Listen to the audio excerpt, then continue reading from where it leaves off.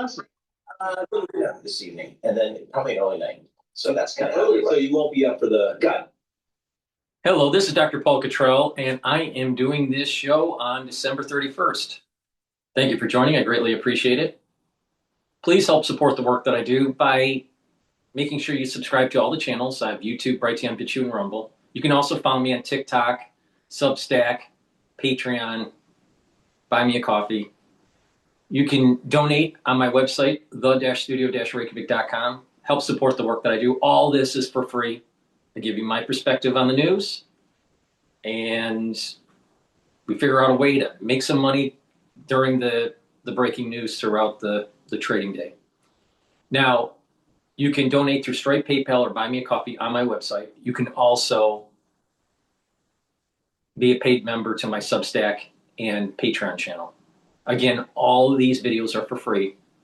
It's the ones that help support the work through donations and purchasing the products that allows me to do this. You can get ebooks on my website, course material on immunology and pulmonology. You can get free live streams of my shows under broadcast. You can listen to the archive of my podcasts on my website, and you can now start reading top news that is being generated, populated on the website daily. So it's called paper. So go to broadcast. You can see the live streams, the archive podcasts, and also read the articles that are the top news for that day. I have a timestamp, the date, and the actual time that it's generated. So please take a look at that. I'm going to increase the capability of paper. So please read the articles and help support the work. Get the products that I have. Very high quality. If you follow the protocol that I do, you'll slow down the aging process and boost up your immune system, and you'll have more vitality. So please go to my store, the-studio-reykjavik.com, and get the products like Cleanse and Max 35. Cleanse and Max 35 will help to boost up that immune system. Max 35 is 35 parts per million. Cleanse is 30 parts per million. They're at different price points, but you take them the same way. Teaspoon a day, every day, swish it in your mouth, gargle about 20 seconds, and then swallow. What this will do is boost up the immune system, neutralize, improve your oral cavity and your oral pharynx, maintain the mucosal barrier, and improve the health of your epithelial cells. When you do that, you're boosting up your immune system. If you're not feeling well, take a tablespoon or two. Or if someone around you is not feeling well, take it prophylactically with a tablespoon or two as a dosage. Once everything is all clear, you can go back to your maintenance dose of a teaspoon a day. I've been doing this protocol for over 5 years. So please go to my store, get the Cleanse or the Max 35, take it every day. All right, let's listen into Bloomberg, and then we're going to go to Neil Ferguson's 2026 predictions. Again, make sure that you listen to my latest show with John Hogue. I believe it was Fuse episode 53. We go over the 2026 predictions by John Hogue, but also we go deeper into some metaphysics based on the callers that called into the show. I meet with John every other week or so. We take callers' questions, and then wherever the conversation goes, that's the way the show is. It's very loosely constructed. So please listen to that show live. It's usually every 2 weeks on a Sunday at 10 p.m. Okay, with that, let's listen into Bloomberg. Maybe 750. And I remember when it came down to 250, and Joe Weisenthal messaged me. He said, dude, if you liked it at 600, you should love it here. And I thought, I do. But since I lack any kind of courage, I have zero conviction. I didn't buy it. Even when I saw it tick down to 750. Joe Weisenthal tells you to do it. That's a pretty good recommendation. The lesson is hold on to dear life, or timing the market is more important than timing the market, according to all the PMs I talked to. Give me one laggard in the Max 7. Laggard. Without looking, I'm going to say it was only. That's not in the Mac 7. Oh, not on the Mac 7. I think Amazon is. That I think I always think Amazon got looking, yeah. Amazon, yeah, but somebody. it had a good performance. They had a growth-driven year. Year to date, Amazon's up Yeah. 5%, but Google's up 65%. So Who's enjoying their life more than Jeff Apple Bezos? is, oh, that guy also ripped. He's just absolutely. I know, but I mean, every time I see him on social media, he's having a good time. I think he That's exactly what I was in a boat in the last video I saw, or in an island. Yeah, that makes a lot of sense. That makes a lot of sense, either in a rocket or a boat. All right, Isabel, Happy New Year to you Happy New Year to me. and to your parents who already live in 2026. Yes, they're in the future. Isabel Lee, they're looking at some of the stocks for us now. AI, obviously, the driver of last year, the year before, and really the year before that, driving demand for cybersecurity as well, as more industries adopt the technology. And Bloomberg Intelligence says expect more cyber spending and consolidation in the sector. Let's discuss that with Teresa Payton. She's the CEO of Fortalice Solutions. Definitely. She was the Definitely. White House. Everyone's data is being read, and different softwares are accessing your corporate database to train the models. Cybersecurity is going to be very, very lucrative business. On a happy New Year's Eve. And yes, I'm predicting everyone needs to get ready for a new wave of attacks that we have never seen before, because cyber criminals, as we get better at cybersecurity, they don't give up and suddenly say, gosh, maybe I should be a good person because they've made it harder for me now. They just up their game. And so be prepared with AI, I think quantum computing could be available by the end of 2026. And quantum computing is going to be incredible for I don't believe for the the average person that quantum computing is going to be available. I don't see that happening at all. Really close. Sure, if it's friend or foe here in your world of cyber, just technical security, how do you think about it? Well, as sort of, for mankind, quantum computing, if we do it right and get it right on sort of the environmental impacts and issues, is going to be incredible. It's going to allow us to solve problems that we haven't solved before, because massive amounts of data volumes, mathematical problems, and we truly will see breakthroughs, I believe, in healthcare, protecting the environment, and a lot of other issues on everybody's minds. However, in the wrong hands, it's a tool, and so the tool With is healthcare, what possibly could happen is that with quantum computing, it can speed up the calculations, maybe definitely in system analysis of a cell or tissues or organ systems. So simulating maybe the effects of a certain drug, or simulating the actual topology attachments of certain proteins to certain other proteins. But the thing is that when it comes to medicine, you still have to validate it. So even if you do in silico advanced computation, you still have to go through the rigors of testing before that drug is proven, or that process that the simulation is saying is happening is actually happening. So it's going to slow down. It's going to be slowed down because of the validation in the real world. All right. So yes, computation will speed up. Overall drug discovery and understanding how the body works will increase, but it still needs to be validated in the real world setting. And therefore, there's always this bottleneck that AI isn't going to be able to fix, because you can't speed up reality, right? So you got to keep that in mind. So there's going to be some benefits, but there are also bottlenecks that AI in quantum computing cannot fix. What are the risks that we're not even thinking about yet? I mean, it just seems like every time I see a hacking story, it's like, I never even would have thought of that. But there it is here. Are there some things that are really worrying you in the back of your mind?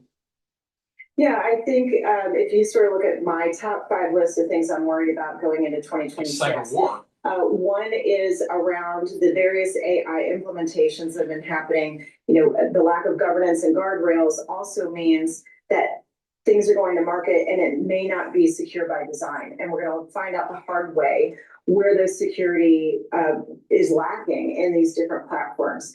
I think the second thing that I'm concerned about is, again, AI is going to be an incredible tool, a great productivity enhancement for a lot of businesses. It's going to democratize data, so you no longer have to be the largest company with the best data scientists now to be able to actually leverage and monetize your own data. But with that powerful tool comes, responsibilities, and it could end up in the hands, we've already seen this year, of cyber criminal syndicates trying to use it to create malware, to create ransomware, to create different types of attack vectors and take advantage of where we've missed out on secure by design in our software stack. Hey, you served, Teresa, in a Republican administration as CIO under President George W. Bush. What do you think of this Republican administration and its effects on cybersecurity? Well, I'd like to think that regardless of party, that the United States has dedicated public servants in all the departments and agencies who are very focused on security by design. But sometimes we fire all those dedicated public servants and replace them with Fox News hosts. So what do you think there? How would you grade them? Well, what I would say is I would focus on the cybersecurity strategy for the administration. If I were advising them, I would tell them you need to give a clear and consistent message. You need to let people know who's going to be in charge. We still, have an acting situation over at DHS with cybersecurity. And I would say the things that you are keeping that are good, and then the things that you are changing to reflect the changes in our modern technology infrastructure. A lot of the things that we are doing the last 10 to 15 years are not necessarily going to serve us. So it has been a very challenging time for many of the people that have been impacted by the layoffs in government. But we need to look at an opportunity to say, who wants to do public service and what do we need to do next with all of this new technology that's being implemented, not just in the departments and agencies, but also in our critical infrastructure, which really needs attention. Teresa, thank you so much for your time. We really appreciate chatting with you. Teresa Payton, she's the CEO of Fortalice Solutions, talking about cybersecurity. You think about an industry that's going to be in demand forever. I can't think of a time when it won't be.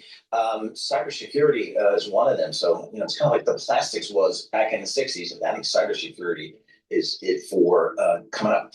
Coming up, the world's richest people saw their net worth jump by a record in 2025. Details are coming up next, with the S&P down 20 points. This is Bloomberg. Good morning.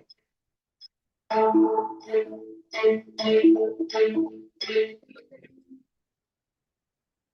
don't think quantum computing is going to be anywhere near prime time. You might get some quantum computing at the laboratory level, maybe at the military level, but at the research military level, it's not ready for prime time.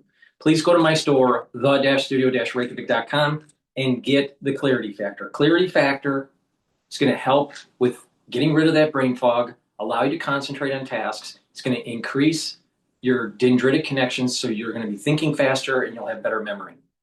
This is a very powerful neural stack that's going to help the health of your brain. So please go to my store, drink filtered water, and take the Clarity Factor every day. It's super important. All right, I want to listen into the Ferguson's forecast that was being interviewed on the Free Press. It was published about 5 hours. Well, Ellie, I wouldn't call this a calm year when you look across the globe. There was sort of no shortage of upheaval, as we know personally, not from being there, but from being up late covering things. Just a few of the things to name. The US and Israel attacked Iran's nuclear sites, knowing they were supposed to go to Israel days later. That was, of course, canceled. Ukraine spent another year in its bloody war with Russia. Trump unleashed a trade war with China. That was later rolled back, which we'll talk about. And then there was this ceasefire in Gaza, but Hamas is kind of still in power / refusing to disband or disarm.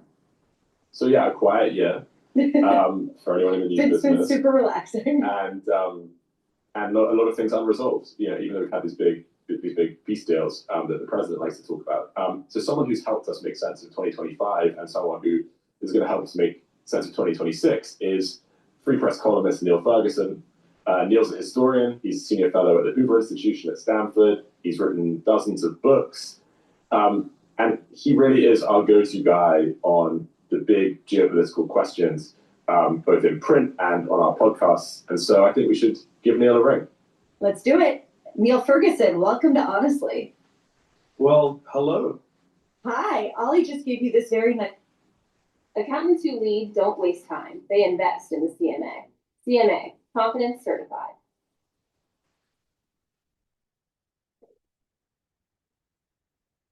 You ready? Yeah, come go. Hi, Ollie just gave you this very nice setup as a person who we turn to, but I have to admit that the more I'm reading you, the more scared I am about what could be coming. It feels to me like we're in a pre-war time. I mean, you've defined this time as a second Cold War, but that war seems to be heating up more and more. I think, honestly, he's been promoting the Cold War 2.0 for a while. I think it's turned into a hot war since 2022, when Putin actually invaded Ukraine. The thing is, because of nuclear deterrence, the MAD strategy, satellites being able to look over into regions with high fidelity, figuring out what's really going on, has slowed down the kinetic pace of a world war. But we are in a world war already. We're in World War III.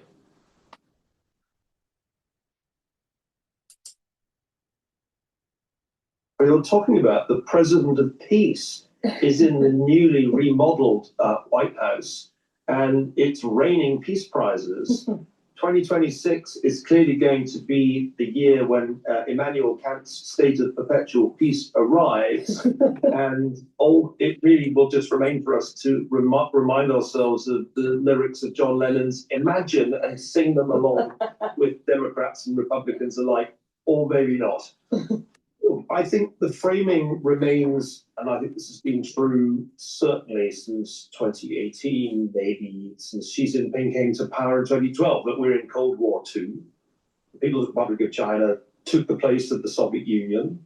We didn't really notice because we thought that history had ended and the world was just going to live happily ever after. But Cold War II brings with it certain predictable consequences.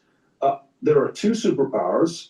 They're engaged in a competition in the realm of technology, in the realm of military hardware, in the realm of contested geographies, in the realm of ideologies. That's a Cold War. That's where we are. And the thing is, during the Cold War, it took a lot of investment, a lot of espionage, and it was over multiple decades. What we're seeing with this is just that we're already in a kinetic situation in Ukraine, kinetic situations in the Middle East, and a rising kinetic situation in Asia. Not to mention what's going on in Venezuela. In 2026, we're going to have a major operation that takes place to destroy Maduro's regime. So it's kinetic.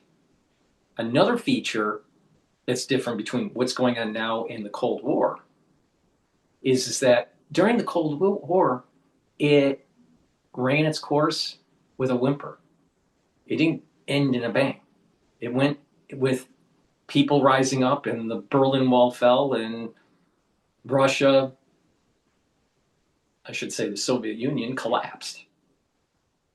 And then there were growing pains of having Russia get into a more free market. What's different here is the expansionism of China and the rising power of China relative to a super hegemonic power of the United States. So this epoch that we're in isn't going to just last for decades and then just go out in a whimper. This seems like, because of Xi's focus of getting Taiwan and affecting the stability of the second and third island chains, is going to lead to a kinetic situation between the United States and China. So it's not a Cold War. It's a World War already, just slower. So it's easy to fall into the trap to think that this is all just going to be a Cold War and we're going to be able to do a containment of China. But when they start expanding, what's the United States going to do? Why does China, if they want Taiwan, building a major aircraft fleet, naval aircraft fleet, aircraft carriers? Why? Unless they want a blue water navy. Now, what does that mean? A blue water navy means taking the second and third island chains. That's a direct threat to the United States. Because if you take a look at the map, especially a satellite version of a map, you'll notice that the archipelago of Alaska goes pretty far, and also the island chains for Hawaii. Hawaii's not just 5. Hawaii's about 137 islands that most people don't know about. So it extends very far. And those islands are at risk with a blue water navy from the PLA. Or PLN, if I want to be fully correct here. But the Chinese Navy will threaten the second and third island chains with their aircraft carriers. They don't need aircraft carriers for Taiwan, or not as many as they're making, unless they want to check the hegemonic power of the United States, not just in the 9-dash line, but also in the second and third island chains. That means a direct threat to Hawaii and Alaska. This is way bigger than Cold War. This is going to end up in a hot war. And we're in a hot war. As in the first Cold War, there are hotspots. There are places where hot war happens. We're going to be hitting the 4th anniversary of the outbreak of the full-blown war in. But most of those hot wars were against proxies, a proxy war. All right, so we're fighting in Vietnam. The United States was fighting in Vietnam. It was a proxy war between communism and capitalism in Vietnam. The Cold War was this frozen situation in Europe where Russia took the satellite countries, under the umbrella of the Soviet Union. The Western Europe started to flourish and Eastern Europe started to crumble. What's more important in this epoch isn't Russia, it's China. And China is directly going to be threatening the United States. Russia's freezing of the satellites in its orbit, that wasn't a direct threat to the United States. It was a direct threat to the Europeans. But what's happening here in the Pacific is a direct threat of the freedom of navigation for our economic prosperity, but also freedom of navigation for our military. It's different. What's happening in Asia is different. Now the question is what we're going to do about it. Ukraine back in February 2022. That's February. We're going to see the ongoing conflict that Israel's engaged in on multiple fronts, mostly with proxies of the Islamic Republic, and there's ongoing tension around the island of Taiwan, which is probably the nearest thing to Cuba in. So what happened? Let's say in 2026, maybe maybe Article 5 is activated with NATO. Would he eventually start to admit that it's hot war, World War III by then? And the alliance that has constituted against China. When China attacks Japan or attacks Korea, or South Korea, I mean, or attacks Taiwan, what are they? The allied nations are going to be activated. Is that when you start saying it's World War? The moment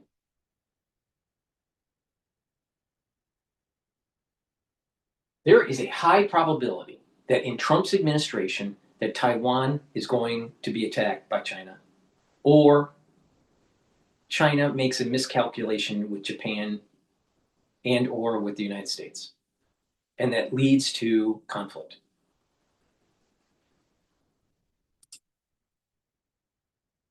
World War II. So that's how to think about 2026. I think President Trump sincerely wants to try and end conflict. Yeah, I agree with that. But it's much easier to start a war, ask Vladimir Putin, than it is to end one. And that's one of the lessons of 2025, I think.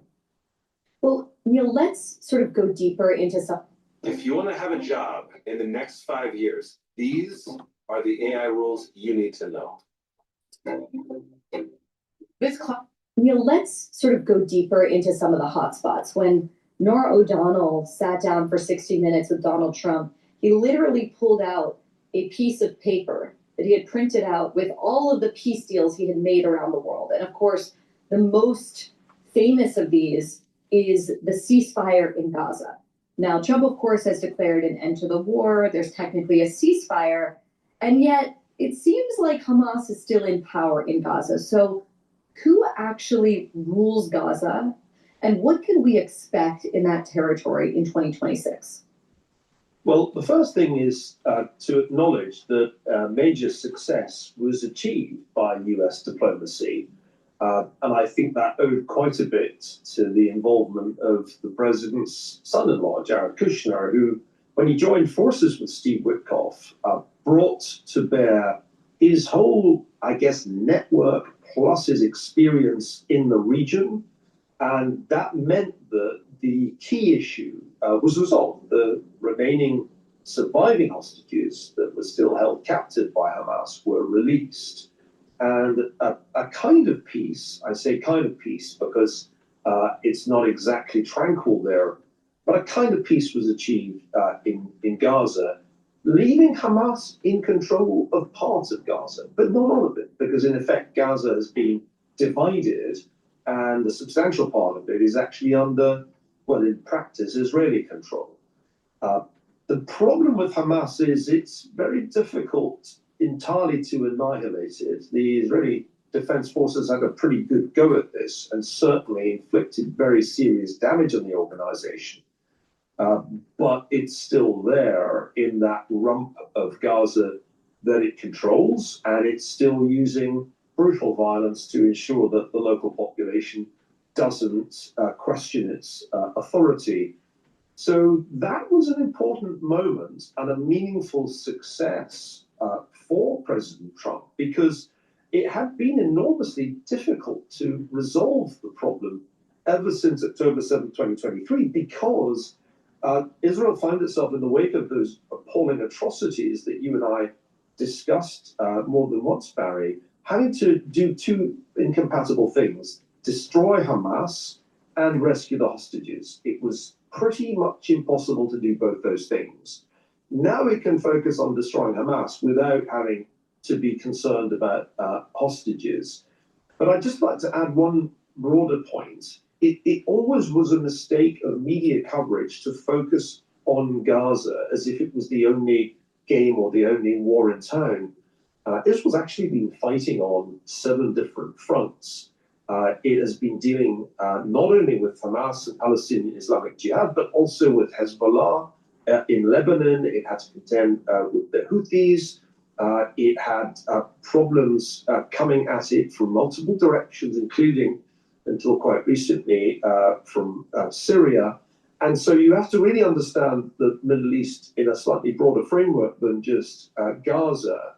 And I think in that sense, the real story of 2025 was that Iran and its proxies suffered multiple defeats, right, all of which significantly weakened it, of which the most important was clearly the destruction or semi-destruction. And the thing is that we didn't fully knock out Iran.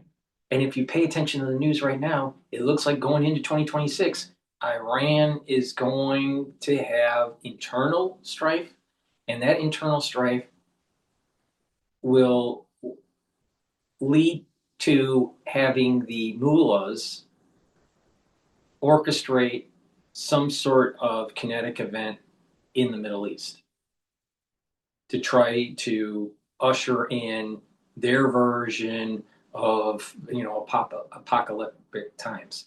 Now, I've been saying for a long time here, the mistakes that have been made in 2023 all the way up to the present time are going to rear its head on September 11th, 2026, all the way through the first or second week of October of 2027. There is going to be what I call a curse. There's going to be negative externalities that is directly tied into mistakes that we've made economically, the way we're using AI, the way that the war was conducted in the Middle East, the way we are not ramping down the conflict in Ukraine, the push from President Xi to take Taiwan while his economy is suffering and there's political instability that's starting to emerge within the one-party system. There's a lot that's going to happen where there's going to be a curse that comes. And it doesn't take much for it to tip into a full-blown kinetic worldwide situation. And I think the way that with containment, with technology, with the speed of information because of the internet and news 24 hours, right? And news networks all over the world, speed of information, the mad strategy with nuclear deterrence has slowed down the potential wildfire that can happen, that happened in, let's say, World War I or World War II. Right? So speed of information and dialogue, mad strategy, mutual assured destruction strategy with nuclear weapons has slowed down the pace of world war. All right? You could be in a world war, but it's slower. But as the potential energy, because it's slower, it takes longer for the potential energy to reach a certain critical mass where it's a full-blown, what we would consider a world war. Now, if he wants to define it as a Cold War in that setting, then okay. But a Cold War to me is it never goes really global kinetic. I think there's high probability that it will. And in many cases, I think in many ways to analyze this argument, you could say it's already happening right now. But it's a slower, it's more slowed down. When you don't get information, right, powers that be can accelerate the process faster, such as World War I, World War II. But when you have a whole world getting information and seeing what's happening in real time to the best that news networks can do, because of course there's nefarious actors and there's going to be propaganda and all that. But news in its raw form does propagate through the world much quicker now than ever before. So it's harder to get that wildfire started, especially if there's a false flag or some sort of propaganda that's taking place to start it, to really have it go super kinetic. But we're already in a kinetic phase. Now, it is true that there were kinetic phases during the Cold War. But this rising power economically, Russia has never been, and the Soviet Union has never been really an economic power against the United States, ever. China is. China is the Thucydides trap. All right. And the question is, how will the United States handle this? As the dominant power, are we going to lose or not? Now, it is possible that the United States spends lots of money, lots of blood to try to win a war against China, and let's say it is successful, but is weakened economically so much that it becomes a empire in retreat, very similar to the UK. It is an empire in retreat after World War I. Some might even say before World War I, but let's just say the delineation point was after World War I. Sure, definitely lost ground after World War II. But World War I was a major inflection point, I think, for the UK in terms of its global dominance. And the United States rose. We weren't affected by the war. Our manufacturing was intact. But what happens when our manufacturing is not intact? What happens when our military prowess is diminished?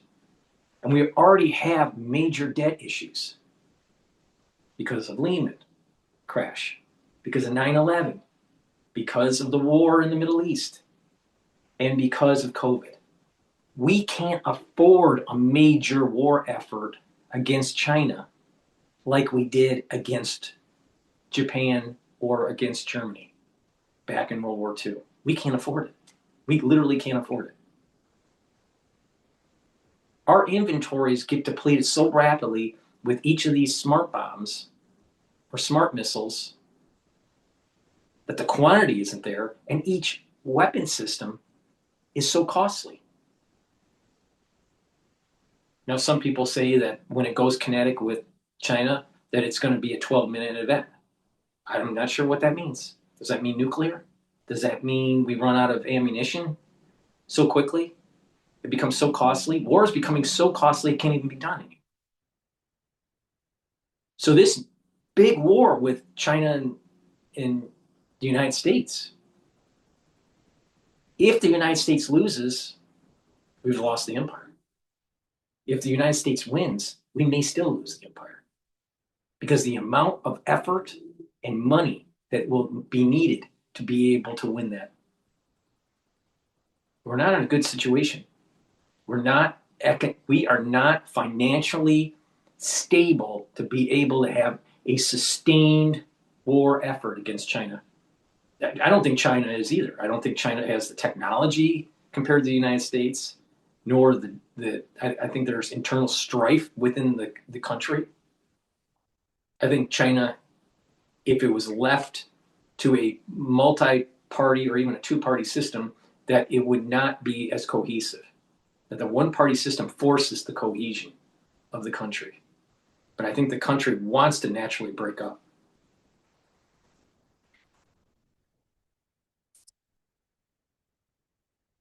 Of the nuclear facility at Fordo by US stealth bombers. Where do we go from here? Well, where we go from here is ongoing conflict in a number of those theaters, because this story ain't over. Iran is beginning to rebuild its... So does that sound like a Cold War? where you had hegemonic powers playing the chessboard in proxy wars? Or does it seem like it's more of a slow burning world war? And I think that if you really sit down and analyze this, after 2022, it has been a slow burning world war.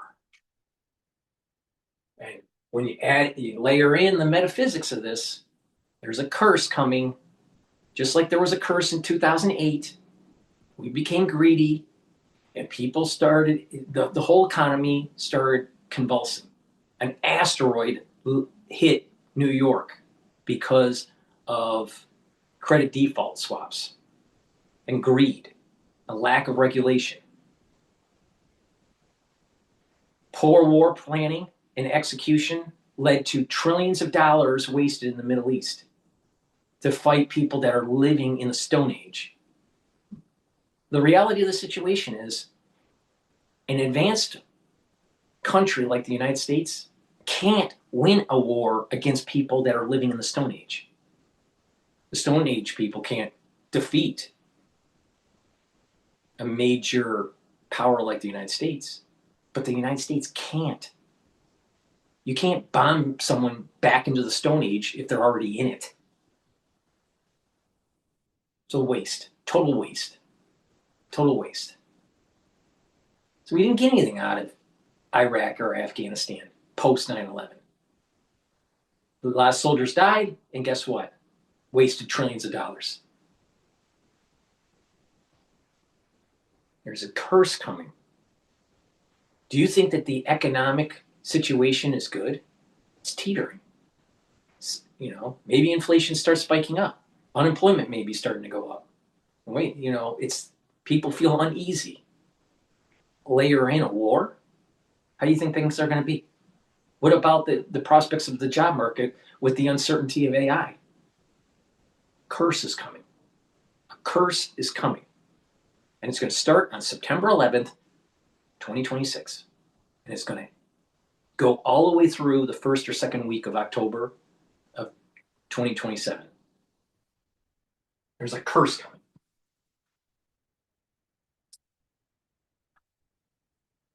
Seriously damaged nuclear capabilities. It is trying to revive its economy. That's not easy. They're in the grip of a dreadful water shortage. And Benjamin Netanyahu, the ultimate survivor of Israeli politics, has to decide between now and the election that has to happen in October what to do. Does he hit Iran again? I think he probably does, because why let these guys rebuild when you had them on their knees last year?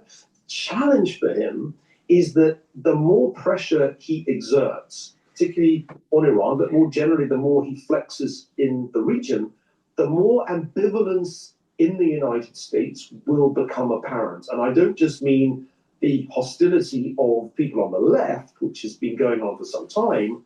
I think I'm really more concerned about the hostility on the right, on the far right of American politics towards Israel, which has been one of the really striking developments of the past 12 months. And because of the way the American First policy is, there's going to be a judgment. And this is why I'm saying everyone is going to get cursed. Everybody.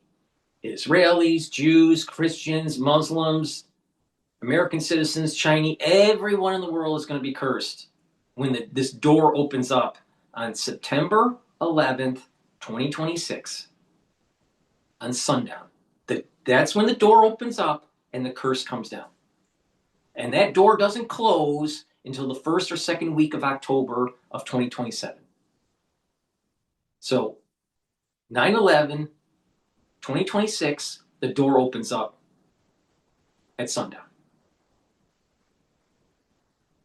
And it's because of how the world looked at the situation on October 7th. Do you think America's financial capability to absorb a shock, economic shock, or a military shock is better now than 2023? You're not paying attention. 2026, we're in a worse situation. Not better. Not better.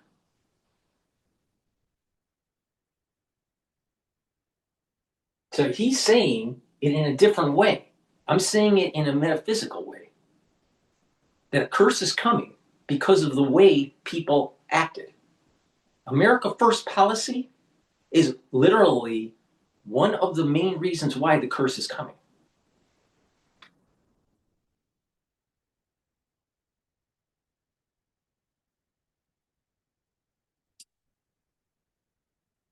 Before we move on, let's just on Iran. I mean, there's the Israel-Iran Right. dynamic. Before we do the Iranian thing, because I think that in 2026, the United States and Israel will probably have to conduct further bombing runs.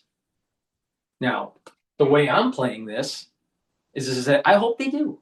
One, I think that the Ayatollah should be killed. And the people of Iran will be able, the secular society will be able to have a democracy. The theocratic regime of Iran needs to die. And the United States should have done it when we did the bombing run against the nuclear facilities. But Trump chickened out. Trump always chickens out. Trump worries me at times. But before we go into that, please go to my store, the-studio-reykjavik.com, and get the structural nano silver soaps. These are very high quality soaps that will help the health of your skin. And it neutralizes because it's structural nano silver. You can get it in lavender and peppermint. You can also get lemongrass and charcoal tea tree. Very high quality soaps. Get a few bars for your household. Help support the work that I do. And help support the health of your skin. Use discount 5 to get $5 off any order. Also get magnesium and zinc. Magnesium and zinc will help to boost up your immune system and your brain function. Super important. Especially when you get older, you need to take supplements that help with brain function.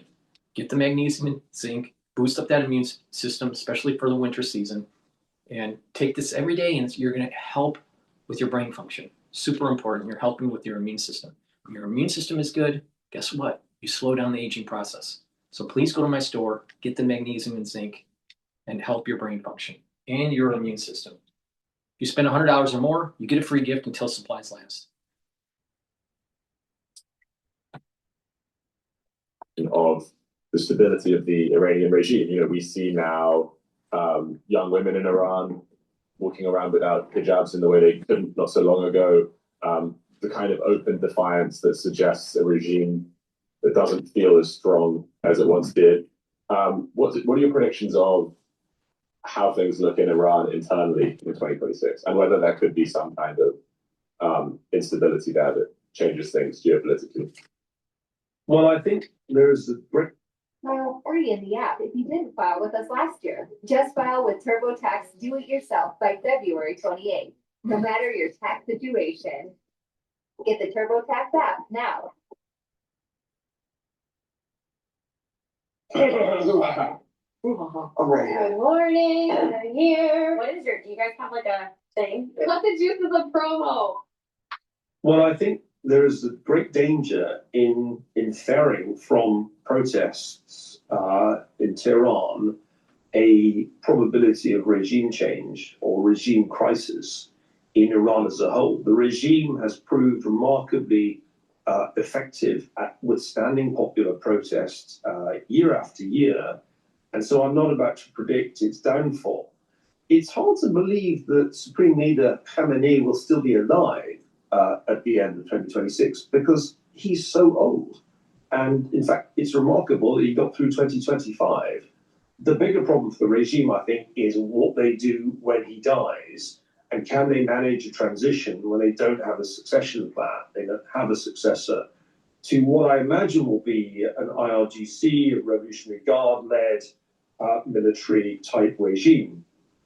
I think one of the big questions for the Israeli government and the US government is what's the right thing to do to help that regime collapse? I don't think Mr. Netanyahu cares about regime change. I think he likes the idea of regime collapse. And indeed, the United States can't come up with a credible story about what the regime would change to, so it probably implicitly is on side with regime collapse. It's just hard to bring that about. And my own view is it's extremely difficult to imagine a peaceful transition to a more friendly Iranian regime if the process has Israeli fingerprints on it. And that, I think, is one of the central strategic dilemmas, not only for Mr. Netanyahu, but also for Mr. Trump. Okay, let's turn now from Iran to Eastern Europe. Let's go to the war in Ukraine, a subject you've written about for us an enormous amount. All of it's fantastic. Those who haven't read Neil on Ukraine, go to the Free Press right now. So just to review for people who have kind of tuned out that war, Russia's invasion of Ukraine began in 2022. And in the early months, there was widespread optimism, I would say, about Ukraine's ability to win the war. We're 4 years in. You tell me how many people have been killed so far in this war, Neil. How many? Oh, nobody really knows, but the Russian casualties are certainly in the hundreds of thousands. It has been an enormously bloody war. We don't know the Ukrainian death tolls. We can only guess, probably not as high because they've mostly been on the defensive. But this has been a very bloody war, partly because the weaponry has become very accurate. Drones are very reliable ways of killing people. And so it's a desperately dangerous front line where the conflict goes on. But the casualties are also mounting on the home front, particularly for Ukraine, because this past year was the year when the Russians turned to terror bombing of civilians with drones and with missiles as a deliberate strategy. So the body count is high and rising. So the question is how this just to interject, through this recording, the S&P 500 is trading at 6,877. I've been saying that I had a target. I've been saying this all the way back to April of 2025, that I had a target of 6,850 to 6,900. It's trading at right now 6,876. Not bad. I told you what to do. If you paid attention to me during April 2nd all the way to now, you would have earned close to a 20% return or more, depending on how you were dollar cost averaging in. All right? But the thing is that if you paid attention to me back in April, you would have beat the market just in the S&P 500. If you've been paying attention to me in the oil market, you would have made a lot of money too. Now, what's Dr. Paul Cottrell doing right now? Longing natural gas futures and longing oil futures. All right? Because I suspect that when we hit Venezuela, there's going to be a $4 to $5 increase in oil. It's going to be fleeting. So you position, wait. Once it spikes, sell and short the oil. All right? Natural gas is a little bit more of a different dynamic. We're in the cold season. It's been pretty cold this year. Natural gas is trading at 3.9 right now. They're at roughly, I think it's around 3.9. It should go back up to about 4.3, 4.4, and you can get some profit out of that. But the thing is pay attention to me. You'll make some money. All right? So I'm telling you how to slow down the aging process, but also how to navigate through these news cycles. So please help support the work that I do by sharing the links, asking your social media to follow me, and get the great products that I offer. And pay attention, because if you do, you're going to be way healthier, especially in your geriatric years. You're going to spend less money in your healthcare over time, and you're going to be able to navigate through these tumultuous times. All right. And then you add in, if the United States hits Iran, so there's going to be a spike in oil. Now, it's not just, see, part of the reason why oil is below the $60 amount, it's trading at about $50, $57, $58 a barrel. OPEC Plus produced a lot of oil over 2025. right? So there's an oversupply. So there's a lot of ships floating around waiting for people to buy the oil so it can be processed. There's an oversupply. But I also believe that Trump and MDS have an agreement to keep the supply up, to drive the price down, to reduce the amount of money flowing in to Putin's coffers to finance the war. All right? So this is a means to try to put pressure on Putin.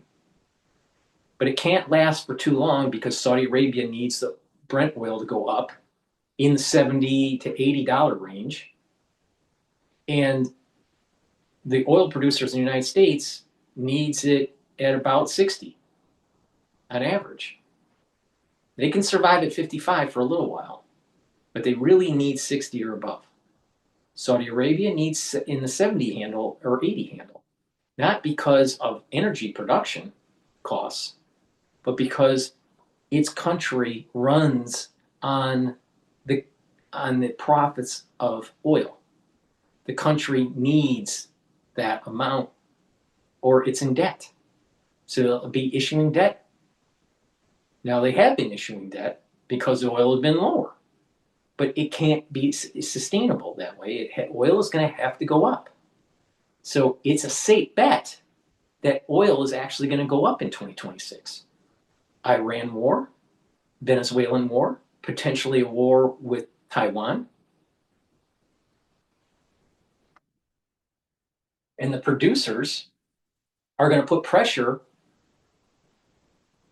on the system by just reducing production. And eventually the oil is going to start, the price of oil in the futures market will start to go up. And you'll start to have contango instead of backwardation. So 2026 should be a higher energy price.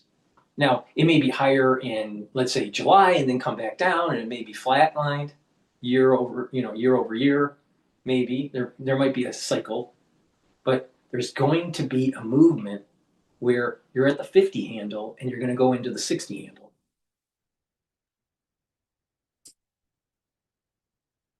Whether or not some kind of deal that doesn't sort of reward Russia is possible. So where is Putin's head heading into 2026, and where is Zelensky's? Well, I don't think the I turned a career plateau into progress with the CMA. CMA Confidence Certified.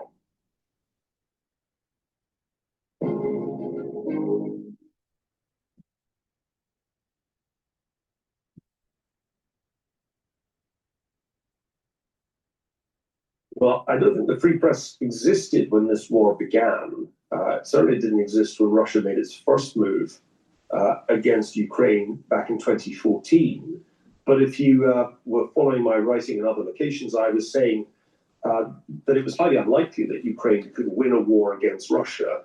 And those who euphorically predicted a Ukrainian victory, I think, were ignoring history and ignoring the economic imbalance between these two competing states.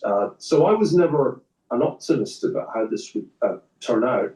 I am emotionally engaged on the side of Ukraine. I've been to Ukraine every year, I think, since 2011. And I was there most recently in September. I can tell you better where President Zelensky's head is. I can guess was Putin's is.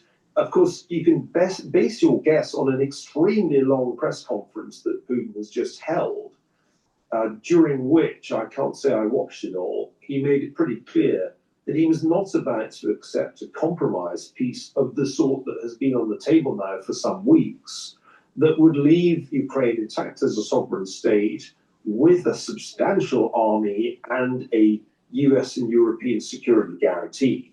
Putin's goal has been from the outset to break Ukraine as an independent sovereign state, not to allow it to continue in that capacity. It's not just about territory for him. It doesn't seem to me to matter how many square miles of the Donbass region he gets to keep. The problem for Putin is that if he gets the Donbass but Ukraine is still viable, then he hasn't achieved his war aim. And so we can, I think, confidently predict that he doesn't accept a compromised peace deal and prepares to carry on fighting the war. For President Zelensky, things are more complicated because, well, he's running a democracy apart from anything else. And although the opinion polls are quite good for Zelensky, it's not like he's lost popular support despite a welter of corruption scandals that have embarrassed his government in the past year. The problem is just that this war is taking a terrible toll on Ukraine's people. The army is very thinly spread along a long front line. The army is an elderly army by historic standards. Last time I checked, the average age was 43, and they are struggling to recruit young men into that army. That is a very big problem in a war of attrition along front line when the Russians seem able to find warm bodies that can walk towards gunfire or at least drone fire in the regions east of the Urals where economic opportunities are fairly limited. So Zelensky is dealing with a fatigued population, and he knows that he needs a ceasefire. The problem is that if he buys a ceasefire at too high a price, he's going to be politically vulnerable to challenges. So his path is a much rockier one than Putin's, particularly because he has to get not only Trump, the United States on side, but also the Europeans who are currently providing more financial support than the United States. And since the US and the Europeans can't really agree on what an adequate or satisfactory peace would look like, it makes the diplomacy of negotiating peace extremely difficult for the Ukrainians. Putin doesn't have that problem because the people backing him are Xi Jinping plus the Iranians and the North Koreans. But Xi Jinping is a lot easier to deal with than all the different leaders that Zelensky has to spend his time mollifying. So Neil, this is this is a prediction show. So let's if you had to distill all of that analysis down into a prediction about whether there will be an end to the war, some kind of ceasefire, some kind of deal in 2026, what would you say? No. My base case is that the war keeps going. No. But there's a rising probability, maybe it's 30%, that some kind of compromise peace gets hammered out because Ukraine needs it. And there are pressure points that can be used to move Putin if we choose to apply pressure. So I think there's a non-zero, but it's not. And so what you have when you're taking a look at cheap oil at the Brent market and at the WTI market, it can't last. The supply is going to be burned off because the producers are going to slow down production. And then it's going to start to tick up, and then Putin is going to end up having more money for his war effort. So it's short-lived. What Trump is doing with MDS, with flooding the market with oil, is short-lived because there's a negative feedback loop.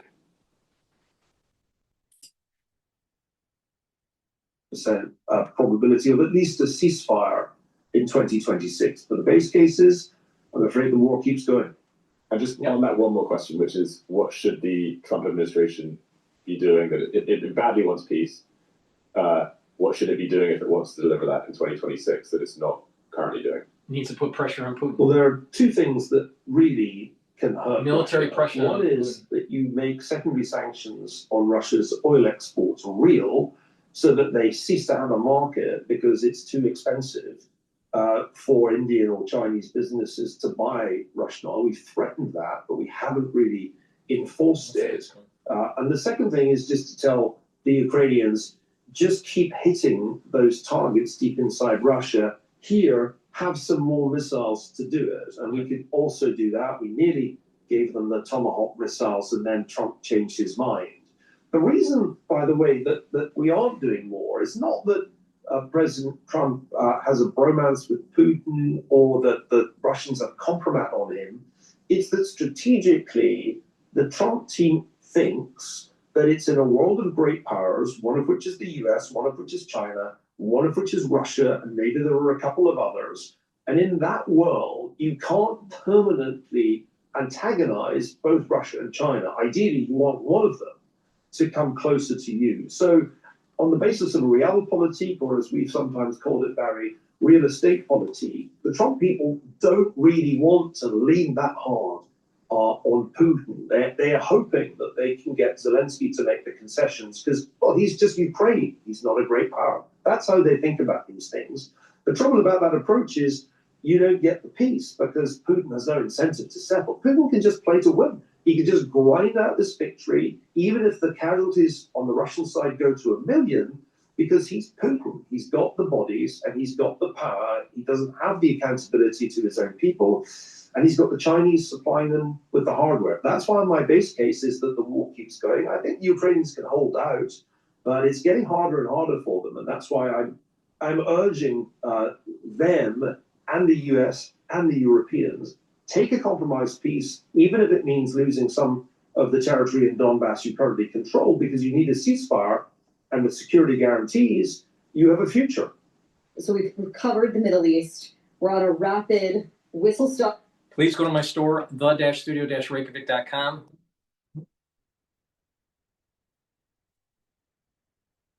Little Wint. All right, please go to my store, the-studio-reykjavik.com, and get the multivitamin. The multivitamin has the multivitamins that you need for proper enzymatic activity. So your cells will perform better and your tissues will perform better. This is a multivitamin that will easily digest. You won't have discomfort in your digestion. This is a very high quality multivitamin. All right. I say everything I sell is very high quality because I take it every day.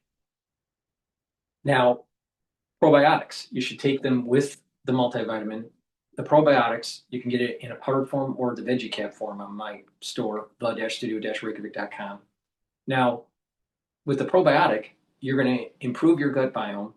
You're going to bring down inflammation. You're going to absorb your nutrients better.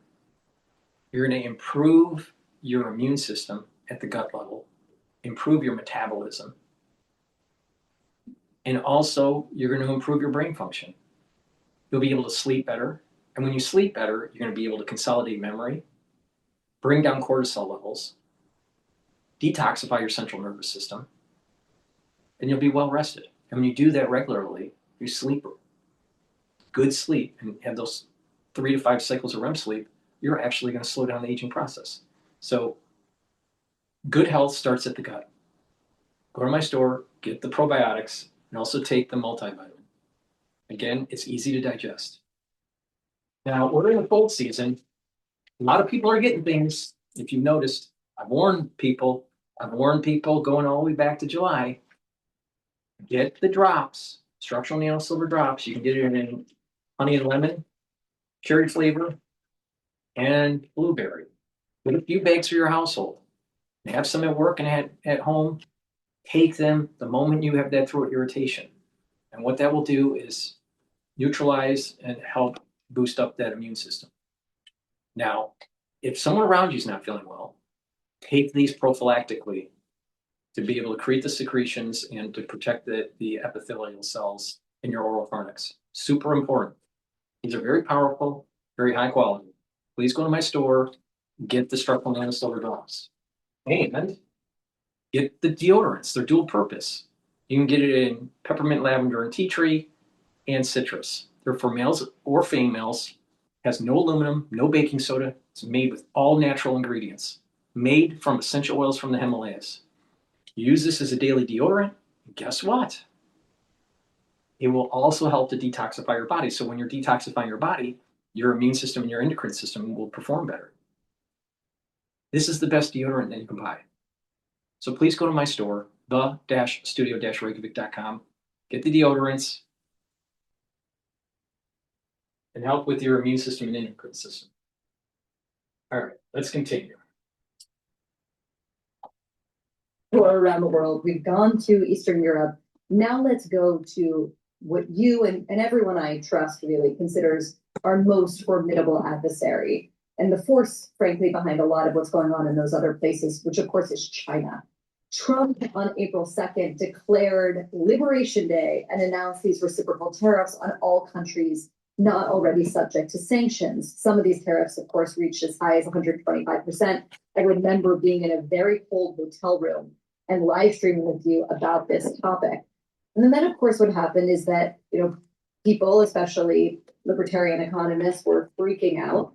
But Trump then began to walk some of it back and carving out exceptions. And this is how we began to earn that infamous nickname of Taco, Trump always chickens out. So first, I want to ask, did the tariffs work? And second is, give us the broad picture. How would you rate Trump's handling so far in this second term of our most formidable adversary in the world? Well, on tariffs, instead of doing this, you could be doing this. I got this from the TikTok shop. Technically, it's a mattress vacuum, but it works insanely well on couches too. And believe it or not, this is what came out after just 4 passes. I was literally shook. well, on tariffs working, it depends what you mean by works. It's supposed to do multiple things, not all of which they can simultaneously do. If something works as a source of revenue, it's brought in quite a hefty amount of money to the US Treasury, not enough to solve the huge deficit that it's running, but still, it's brought in some cash. It hasn't caused industrialization in the United States to resume on a vast scale because it would take a lot more than protected or protectionist tariffs to do that. There are lots of reasons why it's hard to do manufacturing in the United States, labor costs, permitting, etc. But the real point of these tariffs, I think, was to try to redress the imbalances in the global trading system. There's something in the United States which is called heavy manufacturing and light manufacturing. In terms of light manufacturing, you open up a business and there's not much regulation. In heavy manufacturing, there is. So regulatory hurdles, definitely in heavy manufacturing. In light manufacturing, which is most of the economy, not so much.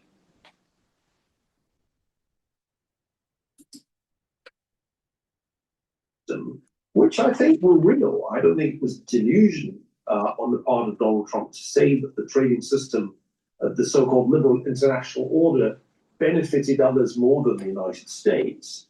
The question is whether the reciprocal tariffs were the right way to go about fixing that. To some extent, I think it has worked in the sense that those countries that really did have very asymmetrical trading relationships with the US, say India or Brazil, which clearly charged very high duties and non-tariff barriers on US goods and paid almost nothing on the other end exporting to the US, have had to renegotiate. And the renegotiation, especially with the Asian economies as well as with the Europeans, is real and it's ongoing, and I don't think it's trivial. But China is the main event, as you implied, Barry.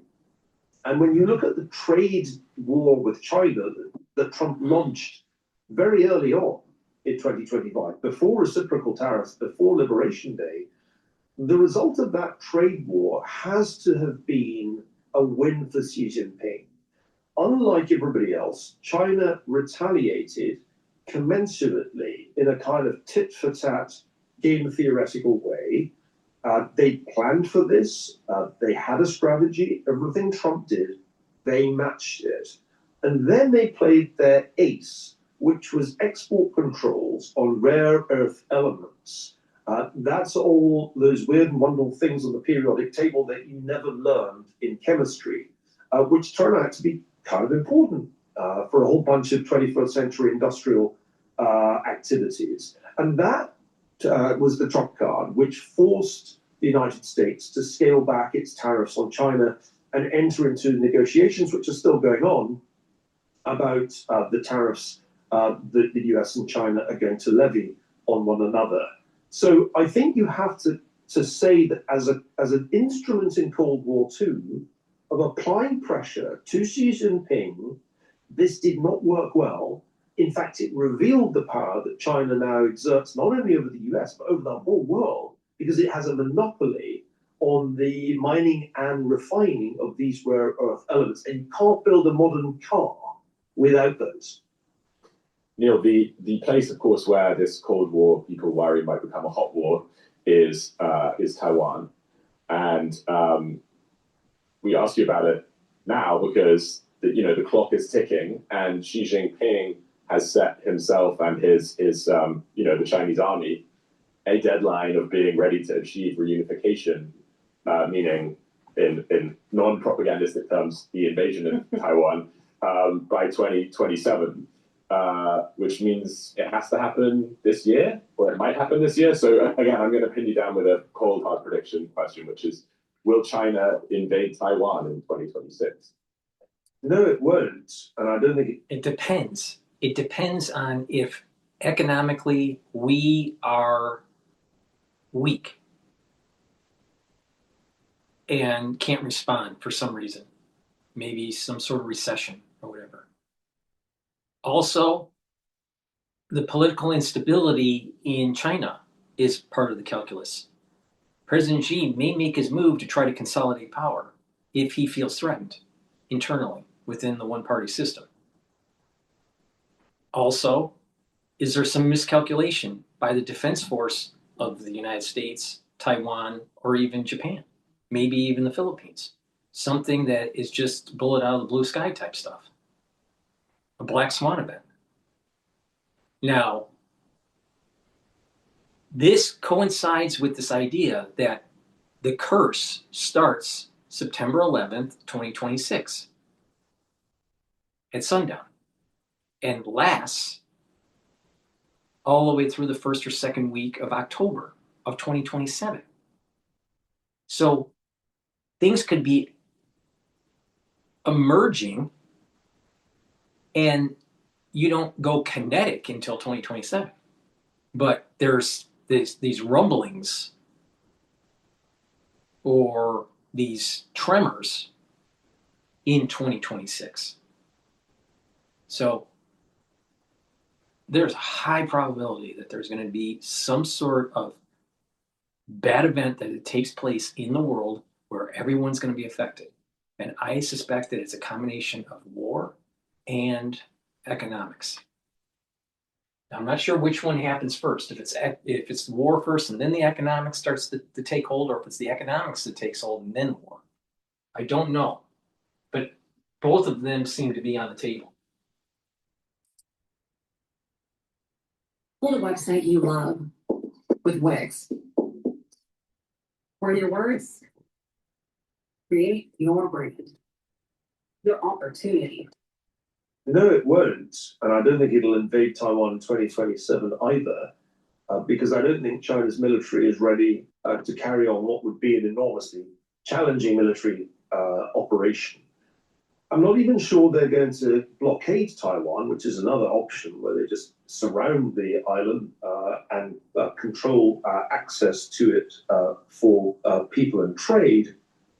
I think what we'll see in 2026 is ongoing political pressure and military pressure to try to shift the Taiwanese towards a kind of acceptance that where Hong Kong now is where they're going, where they'll have some nominal separate system, but they'll in effect be under the control of Beijing. It's going to be all about diplomacy in 2026, not about warfare, because President Trump thinks he's going to have multiple meetings with Xi Jinping. I've even heard the number 4 bandied around. That would be unprecedented for the US president to meet the Chinese leader 4 times.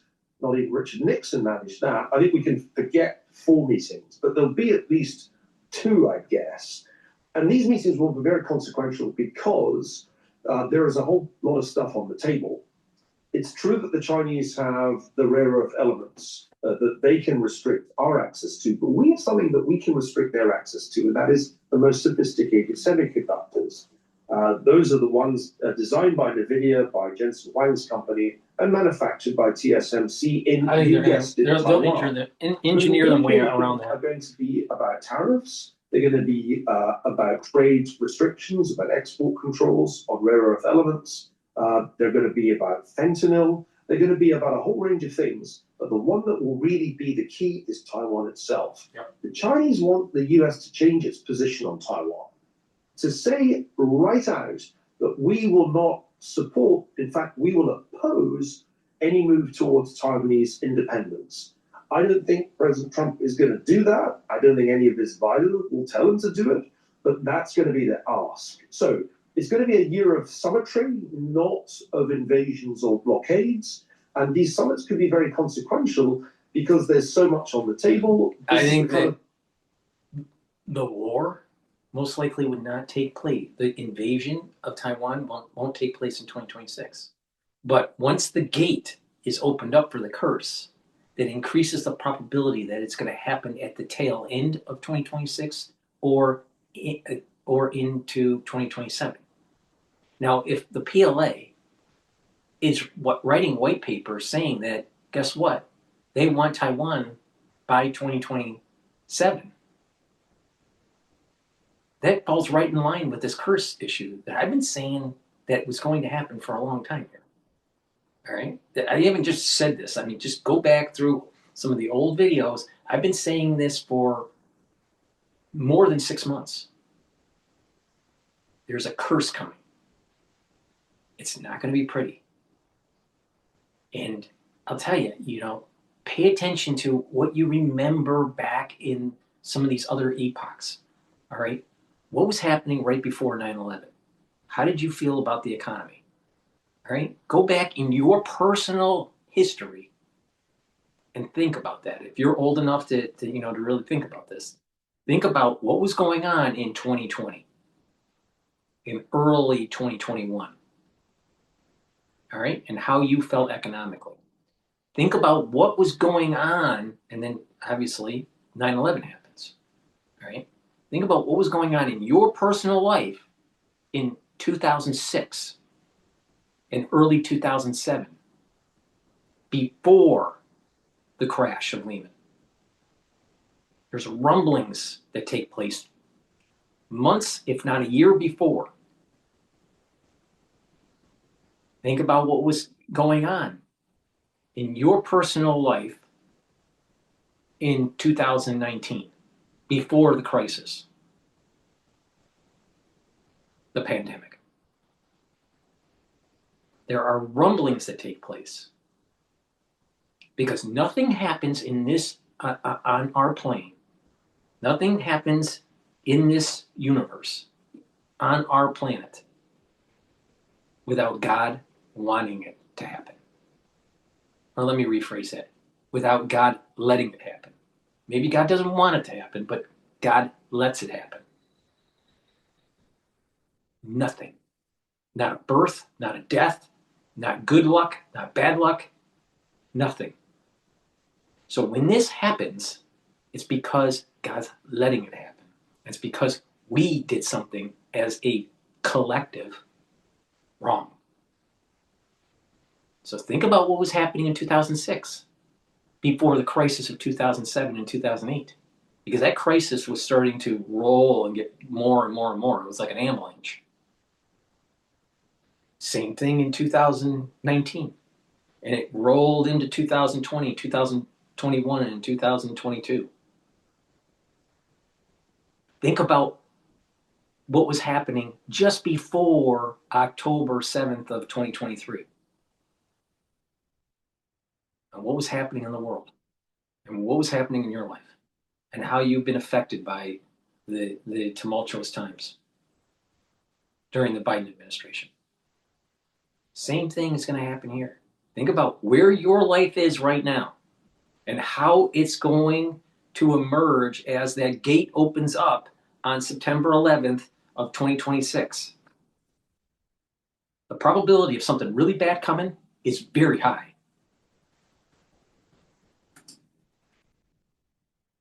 You'd expect in a Cold War, the two presidents get together. You remember summitry was such a thing back in the day. The summit, I mean, I'm old enough to remember summit mania, when you would get all kinds of excitement because Reagan was meeting Gorbachev in Reykjavik. Well, it's going to be like that, only with Trump and Xi. Okay, let's take one. Does God exist? Philosophers disagree. But there's no philosophical disagreement about the existence of reason and rationality high school summer program. They died in. All right. Okay, before we continue on, please go to my store and get the collagen. Collagen is a dual purpose product. It's going to help with your skin, the health of your nails and your hair. help with the health of your joints and your cartilage, your musculature, and your bone density. It's a very high quality product. Take it every day. This is a month's supply. Make sure you do some resistance training to help with the musculature and the bone density. Vitamin D3 also helps with bone density. It helps you to absorb calcium and it helps to deposit it if you're doing the resistance training. Vitamin D3 also helps with cardiovascular health. Vitamin D3 helps during the winter season to get rid of cells that need to go into apoptosis if they're infected. And vitamin D3 is a gene expression cofactor. So vitamin D3 is super important for your overall health, especially in the winter season. Take it every day.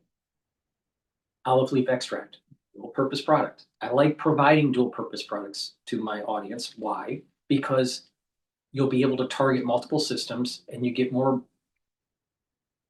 bang for your buck. All right? Olive leaf extract boosts up your immune system and it helps with your cardiovascular system. How?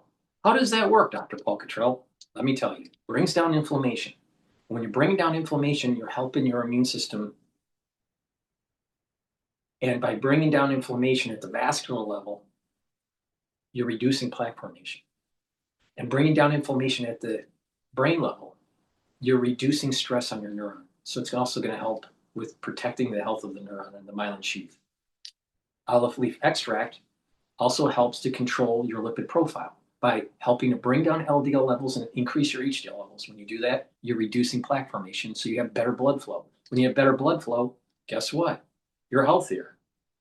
If your cardiovascular system is clean, you're actually getting better blood flow to your tissues, better perfusion, and therefore your organ systems will perform better, including your brain. A lot of people don't realize. If you start having blockage that starts to accumulate, plaque that starts to accumulate, especially at the carotid, guess what? Your blood flow is less to your brain, and there's less nutrients going to the neuron. It's really important to make sure you clean out the vascular system as best as you can. You can't get it to 100%. A lot of people don't realize cardiovascular disease starts at age 15 in the United States. At age 15, cardiovascular disease. It's asymptomatic in most cases. It doesn't start showing up symptomatically until age 30, maybe late 20s, depending on how bad it is in the United States. But it starts in your teens. So it's really important to take supplements that help to reduce plaque formation and slowly bring it down so there's less plaque buildup. It's possible to do, but you have to follow the protocol. So please go to my store, get the olive leaf extract, boost up that immune system, and bring down that inflammation and improve your lipid profile so you're not producing new plaque formation. So please go to my store and get the olive leaf extract. It's super important. Super important.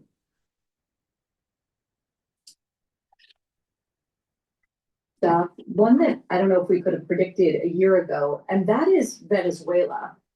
The US, of course, has been conducting these operations against what it describes as Venezuelan drug trafficking vessels. Washington says that these are completely legitimate. It's aimed at stopping narcotic shipments. Venezuela says that Washington is trying to destabilize the government. Machado just won the Nobel Peace Prize. She's smuggled out of the country. There's a lot of drama around Venezuela and the pretty horrendous evil regime of Maduro. Where does this end in 2026? Does Maduro fall? Well, if you want to get rid of somebody, if you really want to change the regime, history tells us it's hard to do it from the air. You really do need to be down there on the ground in Caracas if you want to get rid of Maduro and put somebody else better than Maduro into that job. And what I'm not seeing is any evidence that the Trump administration is ready to send in the Marines. Let's go back to the Trump corollary. After the Roosevelt corollary, it was pretty routine for the Marine Corps and other U.S. Military personnel to be deployed to Cuba, to Panama, to Haiti, And so there's a precedent, if you're prepared to go back far enough, for that kind of intervention. And the US continued to do that kind of thing, really right up until the 1950s. You could even say that the overthrow of Noriega was an example. Think of Grenada. You know, the Reagan administration did stuff like this. And then we stopped. Then we kind of got a bit embarrassed about treating Latin America as our backyard. And we still are a little bit embarrassed about it, or at least we're reluctant to deploy the proverbial boots on the ground because, well, you never know what might go wrong. And it never looks good if you send a bunch of our boys somewhere and they start coming back in body bags. So I think Maduro can hang on if the US isn't prepared to send in some ground forces to persuade him to get on the plane and leave. That's not something I say with high confidence because, as you mentioned, Barry, there are a great many moving parts. And you have to admit that it would be kind of anticlimactic for the US to deploy an enormous flotilla, as big as there has been really since the Second World War, in the Caribbean, and then have nothing happen. Let me get this straight. We are moving our military in position that's reminiscent of something in World War II. But wait a minute, we're in a Cold War. That doesn't jive. We're in a hot war, but it's a slower hot war because of technology, because of the speed of information, because of some of the other spectral aspects of war.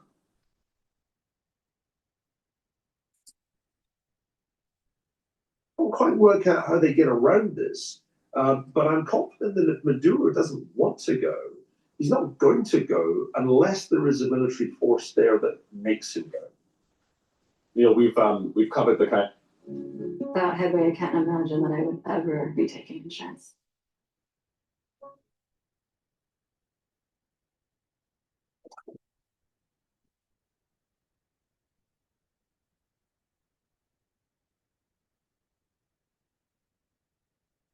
Neil, we've covered the kind of obvious flashpoints, I guess. You know, China, Venezuela, the Middle East, Ukraine.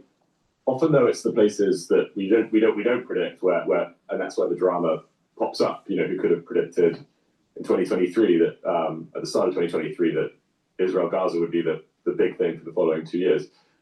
So, first part of my question is, what is not on our radar so far in this conversation that should be on our radar for 2026, in your view? And then secondly, you mentioned earlier the kind of fight on the right in America about all sorts of things, including America's role in the world and US foreign policy. And how does that, do you predict, how is that going to change or impact the administration's approach to all of these things? Is that going to, are we going to see the ripple effects of that fight in US foreign policy?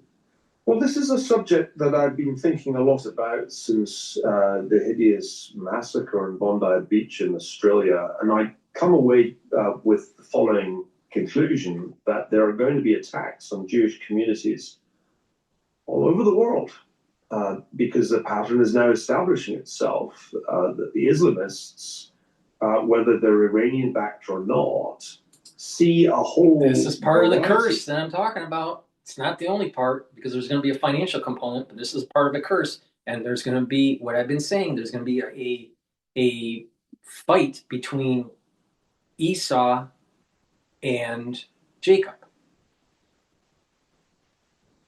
They're twins. Jacob is going to overcome Esau, but Esau, there's a part of him that will repent. So societies and individuals, but countries, have certain soul roots. And those soul roots either come from Ishmael, Jacob, or Esau.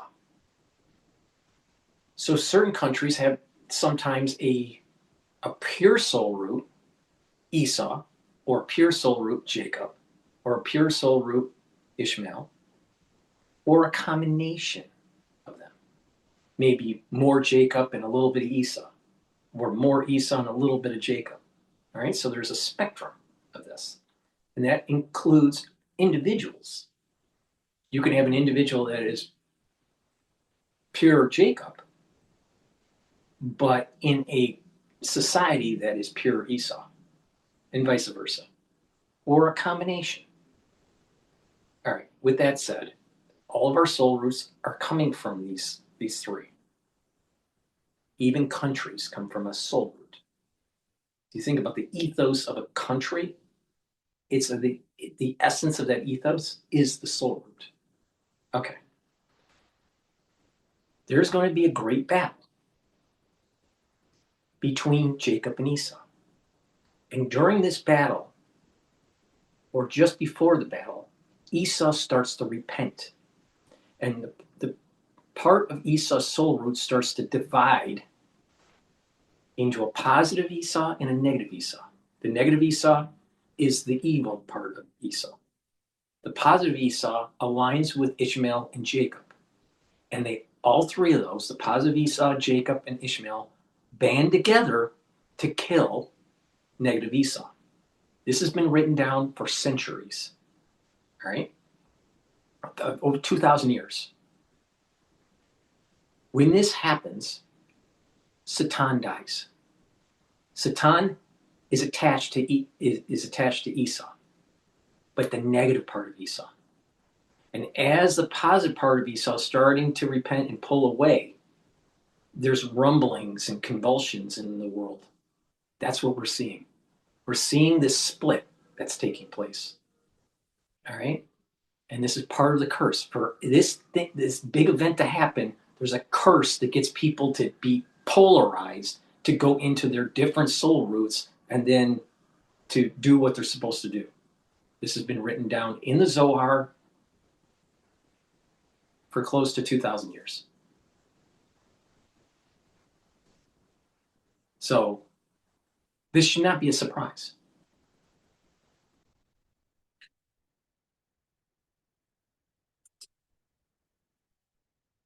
Of soft targets in the Jewish communities of the Western world, broadly defined.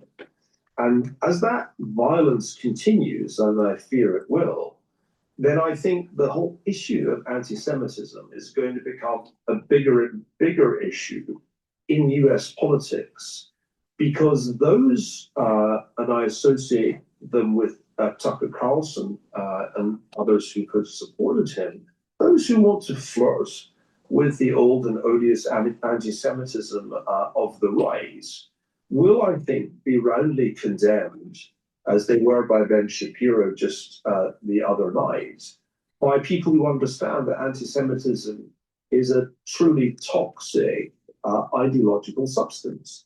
It's a very problematic issue for the MAGA movement, because there are clearly elements in the MAGA movement in the United States that don't want to expel Tucker Carlson from their midst. So I would say the question. And this is the problem with the MAGA movement. Part of it has a combination of Jacob and Esau, and different groups within the MAGA movement depends on the composition. Is it more Jacob than Esau in an individual, or more Esau than Jacob in an individual? And Tucker Carlson is more Esau than Jacob.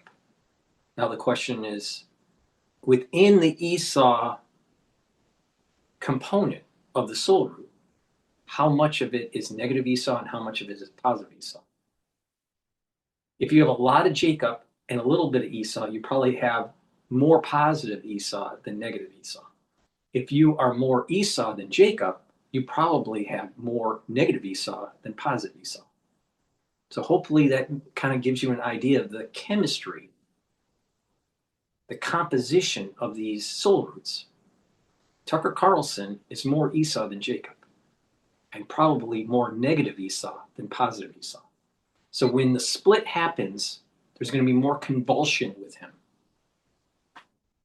If you are more Ishmael or more Jacob, you don't feel this convulsion.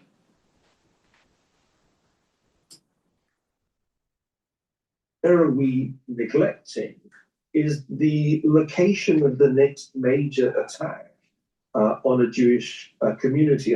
And since attacks happen in 2025 everywhere from England to Australia, it's really anybody's guess where the next attack occurs. I'm sad to say this, But I think we have to stare in the face the reality that anti-Semitism is on the rise. Violent attacks, pogroms are on the rise around the world. This is the separation of Esau, positive and negative Esau. In November. And he made the point that if you think about anti-Semitism mainly in terms of the Holocaust, which I suppose we've been educated to do, you forget that prior to the Holocaust, pogroms, outbreaks of violence against Jewish communities were a regular feature of life in 19th century Europe, and not only in Europe. So it's the return of the pogrom, which begins to feel... So we got the 19th century, in the 20th century, half of the 20th century. Doesn't this sound like that we're in the throes of World War? There's a lot of similarities. Moving military around the world. Large armadas. That sounds like World War. The pogroms of the 1930s, 1920s. That sounds like moving towards World War, not a Cold War. So I think that there are more data points that suggest that we're in a hot war already. Something big is coming. Like bigger than Lehman, bigger than COVID.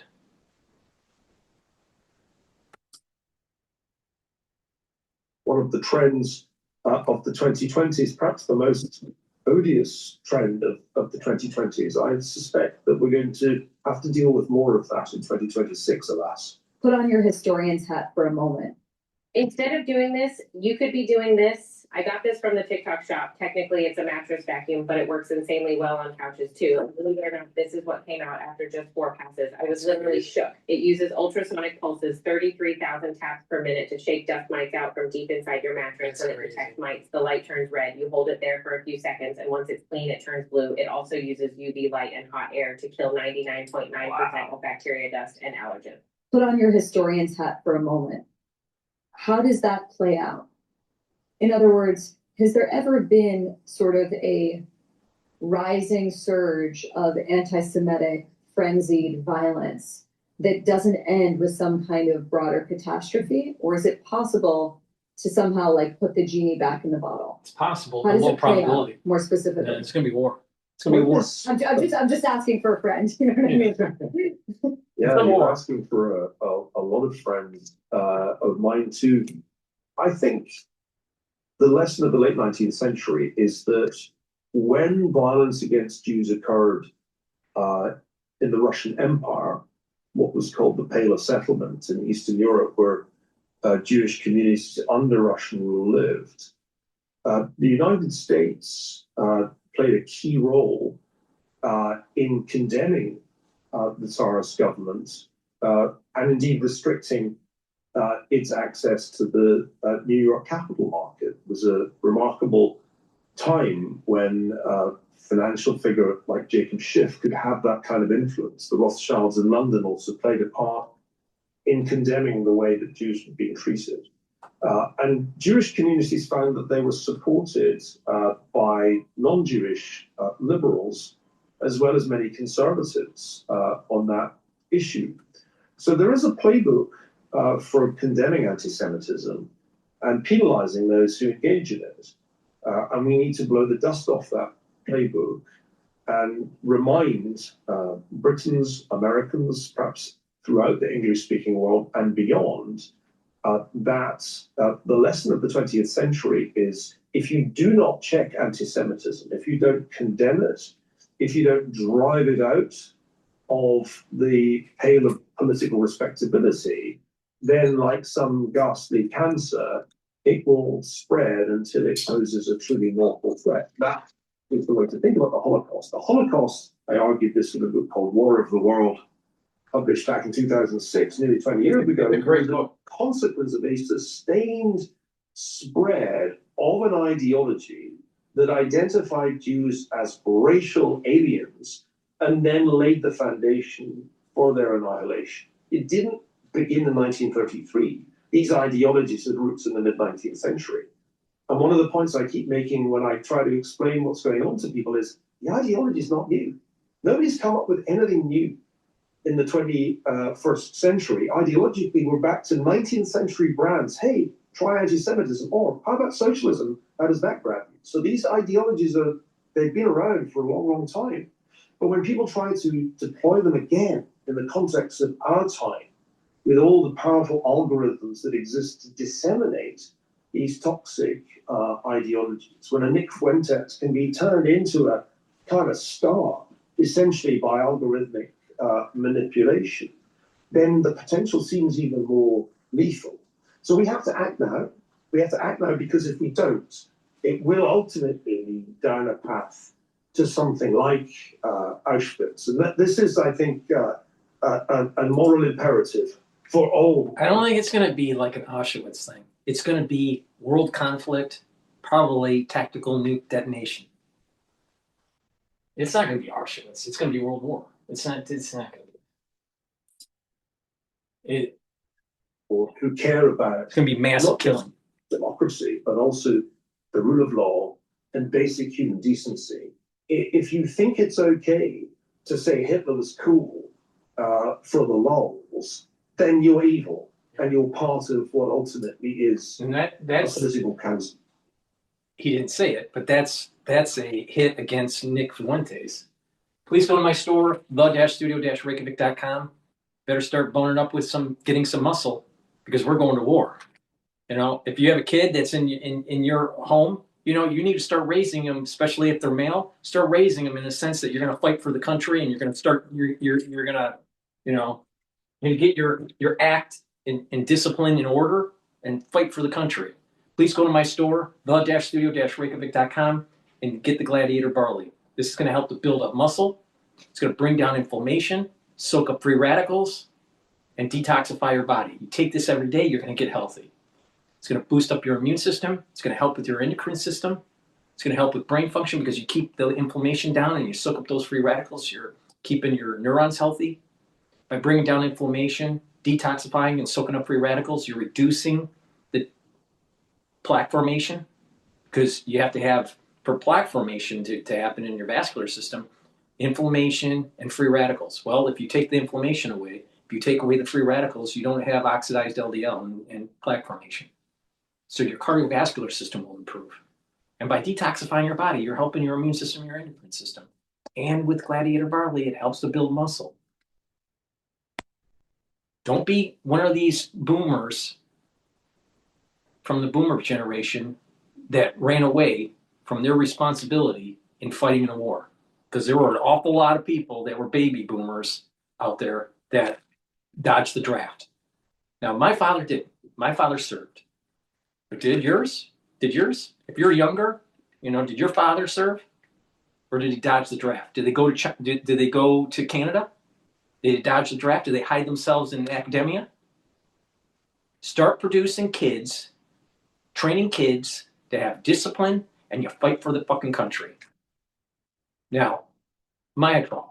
Myotrol will help build up muscle, especially if you're age 40 or older. This will help with the gene expression to build muscle.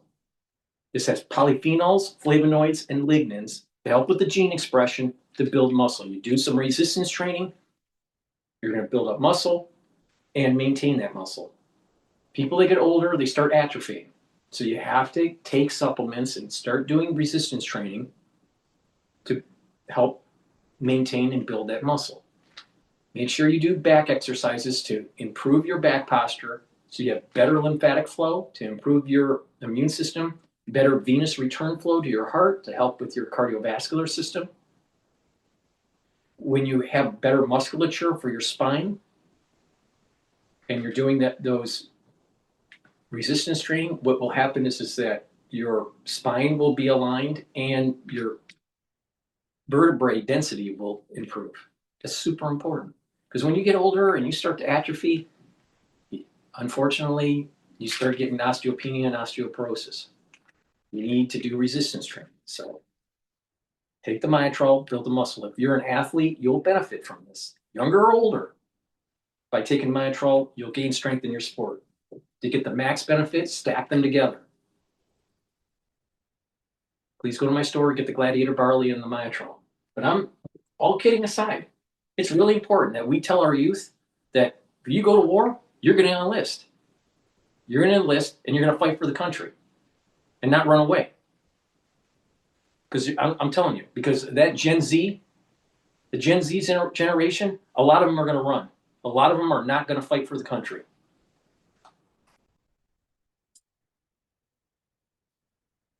Neil Ferguson, maybe not the happiest note, but I can't think of a more powerful one to end on. Thanks for coming on the show. And more than that, thanks for being with us at the Free Press. We can't wait to see what you are going to write about and talk about in 2026. Merry Christmas. Thanks, Barry. Thanks, Ollie. Merry Christmas to everybody. I wasn't very merry there, but hey. War's coming. Better tell your kid to start boning up. Please go to my store, the-studio-reykjavik.com, and get the vitamin B complex. If you're 40 years of age or older, this will help with your cellular metabolism. The vitamin B1 to B4 will help with your mitochondrial health. The first 4 B vitamins are involved in the electron transport chain, so it'll boost up your ATP levels. You'll have more energy. When you have more energy, your cells will perform better. Vitamin B complex will rev up your cellular metabolism. So you'll have more energy, you'll lose weight, and vitamin B complex helps to protect your neurons. When you get older, that's really important because it has vitamin B12. Now, Goodnight formula also helps with your brain function. Getting a good night's sleep is going to help to detoxify your central nervous system, consolidate your memory, and to be well rested. Why? Because Goodnight formula has tryptophan, melatonin, GABA, and passion flower that will help you to get into 3 to 5 cycles of deep sleep and REM sleep, which is essential to detoxifying the central nervous system and consolidating them. Take this every night. And when you have better sleep, you will age slower. It's that simple. So please go to my store, get the Goodnight formula, and get the vitamin B complex. And if you have kids, you better start telling them, if we go to war, you're going to fight for the country. You don't have a choice, because there'll be a time where individuals that didn't fight in the big war that's coming, you will be looked down upon as a traitor and as a coward.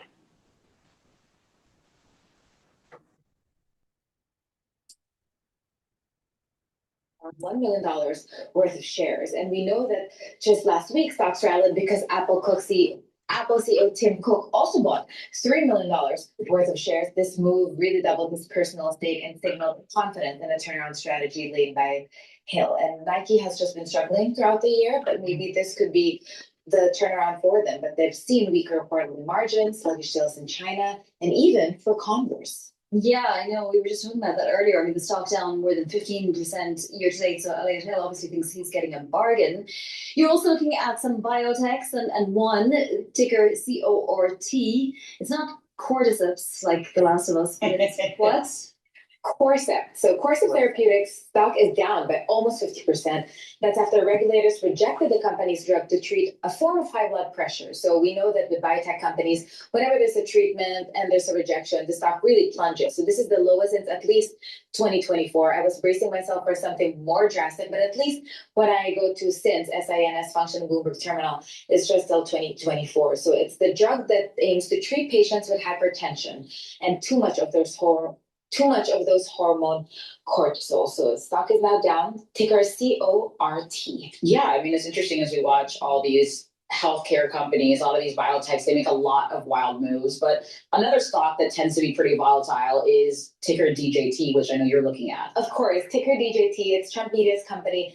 They again announced plans to distribute a new digital token to shareholders in partnership with Crypto.com. Another digital token. And if you're counting. All these tokens. And for every token, they will get one whole DJT share. So there is some exchange, and they will release more details next year. They said token holders may receive periodic rewards, but this is a company that posted an operating loss of $186 million and just generated $3.7 million in revenue over the last 12 months. And as Matt Winkler, our EIC Emeritus, pointed out in an opinion column, Strum Media is the only company among its 20 domestic peers with no widely disseminated 12-month target share price, revenue estimates, or earnings forecast. So it's either they're new and maybe analysts don't want to touch them just yet, or maybe they I just. don't understand this. What is it? Buy one, get one free, buy a share, get I would take any free thing. Why not? Would you?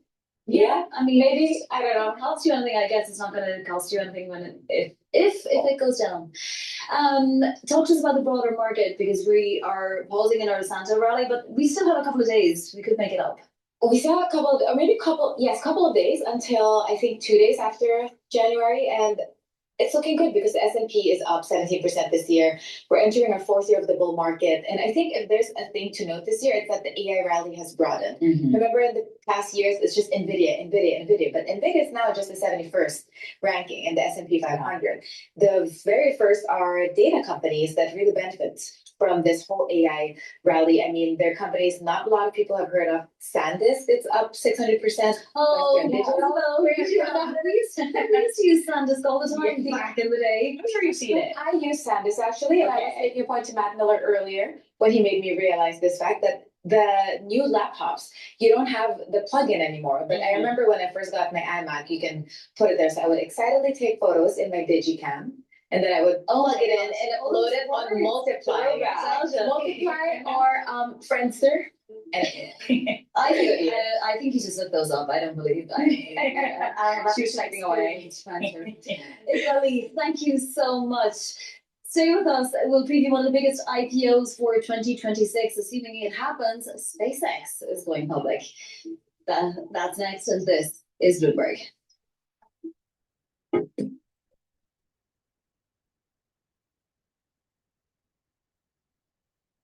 If you want to bring down your cortisols to reduce hypertension, guess what?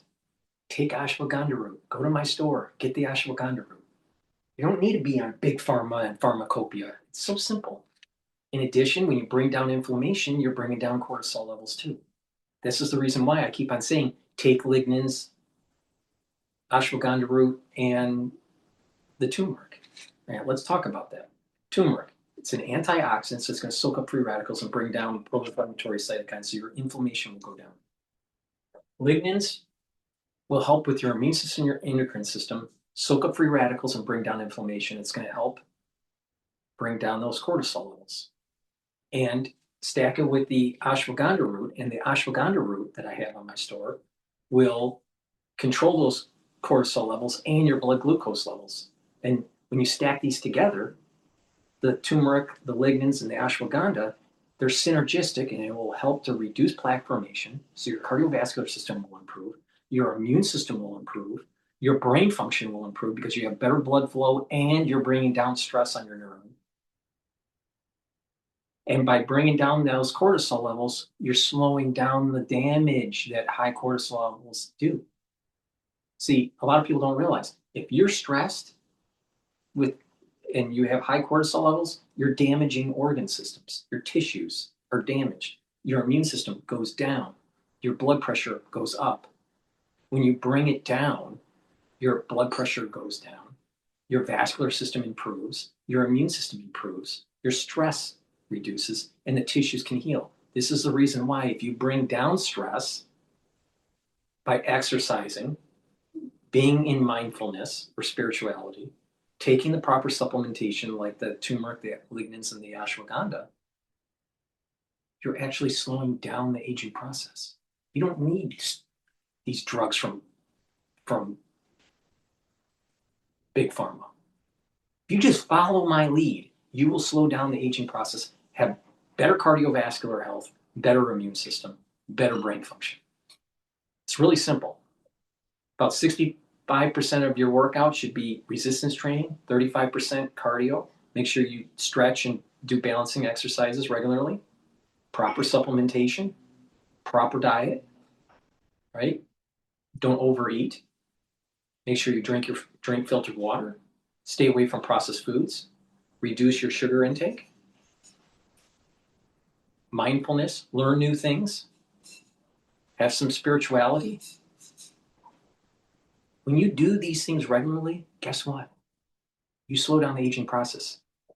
I'm older than Alex Jones. I'm a lot smarter than Alex Jones too. Look at him. Look at him. He looks a lot older than I am. But he's younger. He's younger. He's younger. Why? Because he has a high stress life.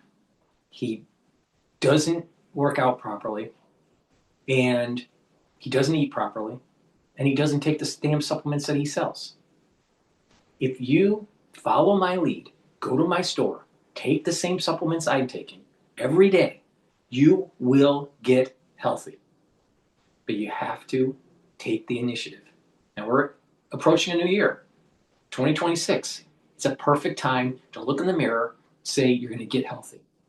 I'm telling you how. Please go to my store, get the lignans, the turmeric, the ashwagandha, all these other supplements that I've been talking about, and get healthy. Because when you do that, you'll have more longevity, you'll have more vitality, and you'll have lower healthcare costs in your geriatric years. Because if you're unhealthy now, don't you think you'll get more unhealthy when you're older? All right. Bloomberg Tech host Ed Ludlow sat down with Jared Isaacman, NASA administrator, where they discussed President Trump's support of the agency and NASA's relevancy. Here's a piece of their conversation. Goes beyond just a recommitment to the Artemis program. This is the next big leap. You know, we're not just going back to the moon under the space policy. We're declaring we're going back and we're going to establish the infrastructure. I mean, what space-loving fan out there doesn't want to see a lunar base? And then we're going to invest in the technology that's going to enable, you know, frequent long-duration missions to Mars and beyond, whether that be through nuclear propulsion or nuclear surface power, which obviously has a number of useful applications, be it the moon or Mars. So it's an exciting day. It's absolutely extraordinary national space policy. And one that I'm not surprised to see, frankly. It was under President Trump's first term that we returned American spaceflight capability to the United States after a 10-year hiatus. It's when he kicked off the Artemis program. And now, you know, we're taking it to the next level. Administrator Isaacman, Jared, the question I get most for you right now in response to everything that's happened in the last few weeks is, how is NASA still relevant, right? In a world where the private sector is dominating activity, it's dominating innovation. What is your answer to that question? Well, you know, Ed, that seems to be a common misconception. I mean, you go back to the 1960s, and NASA didn't go at it alone. I mean, we had McDonnell Douglas, we had Boeing, we had Northrop. These were all critical vendors and contractors that helped us achieve the near impossible of sending American astronauts to the moon and bringing them back safely to Earth. I mean, some of these companies still exist and play a huge part in the Artemis program. And then, of course, there are some new companies, you know, like SpaceX, who's given us rapid reusability of their vehicles, and Blue Origin and Stoke. But it's the same thing. NASA is leading the ultimate high ground of space. And let's focus a little bit more on science, too, in that. I mean, as much as I would love to see private companies and academic institutions building, you know, Hubble telescopes and James Webb Space Telescope and putting rovers on the moon, that is squarely in the responsibility of NASA. And that was NASA Administrator Jared Isaacman there with our own Ed Ludlow. Fantastic conversation. And Ed joins us now, co-host of Bloomberg Tech, among some of his hats here at Bloomberg. It was a great conversation. NASA had 180 days starting just a few days ago to prepare a plan for this responsive national security space architecture. Ed, will they get there? I mean, will they have this plan in a couple of months? Yeah, I mean, Administrator Isaacman's path to the White House wasn't straightforward, right? He was nominated earlier in the year, then the president pulled it, and then the president had a change of heart, and eventually he was confirmed. But the reason that the private sector in particular backs him he's highly competent. You know, he's a successful entrepreneur. He is himself an astronaut. He's ambitious and wants to get things done. The main tension in the interview you just played is that the priority of this administration and therefore NASA in this country is principally first the moon. Right now, the leading commercial player in space is SpaceX. And as you guys know, Elon Musk, who leads SpaceX, has much broader goals to get humankind to Mars. And it was always going to be, where did Mr. Isaacman focus first? And now he has a lot of support, bipartisan support across the aisle, and a strong staff, competent staff of people at NASA that think he'll get it done. Whether he does, we'll have to see from him. Yeah. I mean, how important is Trump's support of NASA in terms of the US being a leader in space exploration and innovation? Yeah, I mean, this was why I posed that question about the relevance of NASA, right? At the end of the day, NASA has a budget and it delegates contracts to various private sector names. How can it be anything more than that? The president, you know, in choosing someone like Jared Isaacman, he's of a different character mold, skill set to prior NASA administrators. He's not a political animal, really, based on his career. People see that as the president having strong support for America's leadership in space from a national security standpoint. And there is a great fixation with the moon, right? The great tagline that Isaacman has at the moment is, we're going to build a base on the moon, an American base on the moon, and go from there. Yeah, I mean, we all know that contracts have been awarded to SpaceX and Blue Origin, Ed, but what other companies are out there that would be bidding for these kinds of contracts or smaller contracts from NASA? Yeah, I think that the main thing to completely reiterate is that the reason that the contracts get awarded, such as they do, is on competitive grounds anyway. And when the later part of that interview that just played, I made the point that when Transport Secretary Duffy was in an interim basis leading NASA, he almost opened up the field again. Existing contracts said, let's get some of these smaller players involved. Isaacman's response to that, and to answer your question, was all of the parties, SpaceX, Blue Origin, and any other smaller players that might come along, go into it knowing that only those that can deliver will win the contract. The main thing is right now, SpaceX completely dominates payload to orbit. Of course, you have the United Launch Alliance, which is a historic JV between Boeing and Northrop. Boeing has had many well-documented problems. In the startup space, Rocket Lab is also being name-checked by Isaacman, and they, at much smaller scale to SpaceX, but are continuing to ramp their launch cadence, becoming an option for America in strategic payload to orbit. Well, you talked about SpaceX's potential IPO. How do you even value a company like SpaceX, especially if you think about, given its mix of commercial launches, Starlink, also government contracts? Here's what I know. SpaceX is well underway with plans for an IPO, maybe June of 2026. They just closed their latest tender or secondary, where employees are allowed to sell shares to investors. The company doesn't raise any money, but you have to set a share price. That price was set at $421 a share. Valuation on that private transaction, $800 billion. My understanding is they want to raise $30 to $40 billion. You can do the math on how much of the company they would prepare to offer in an IPO, and the valuation is somewhere between $1 and $1.5 trillion.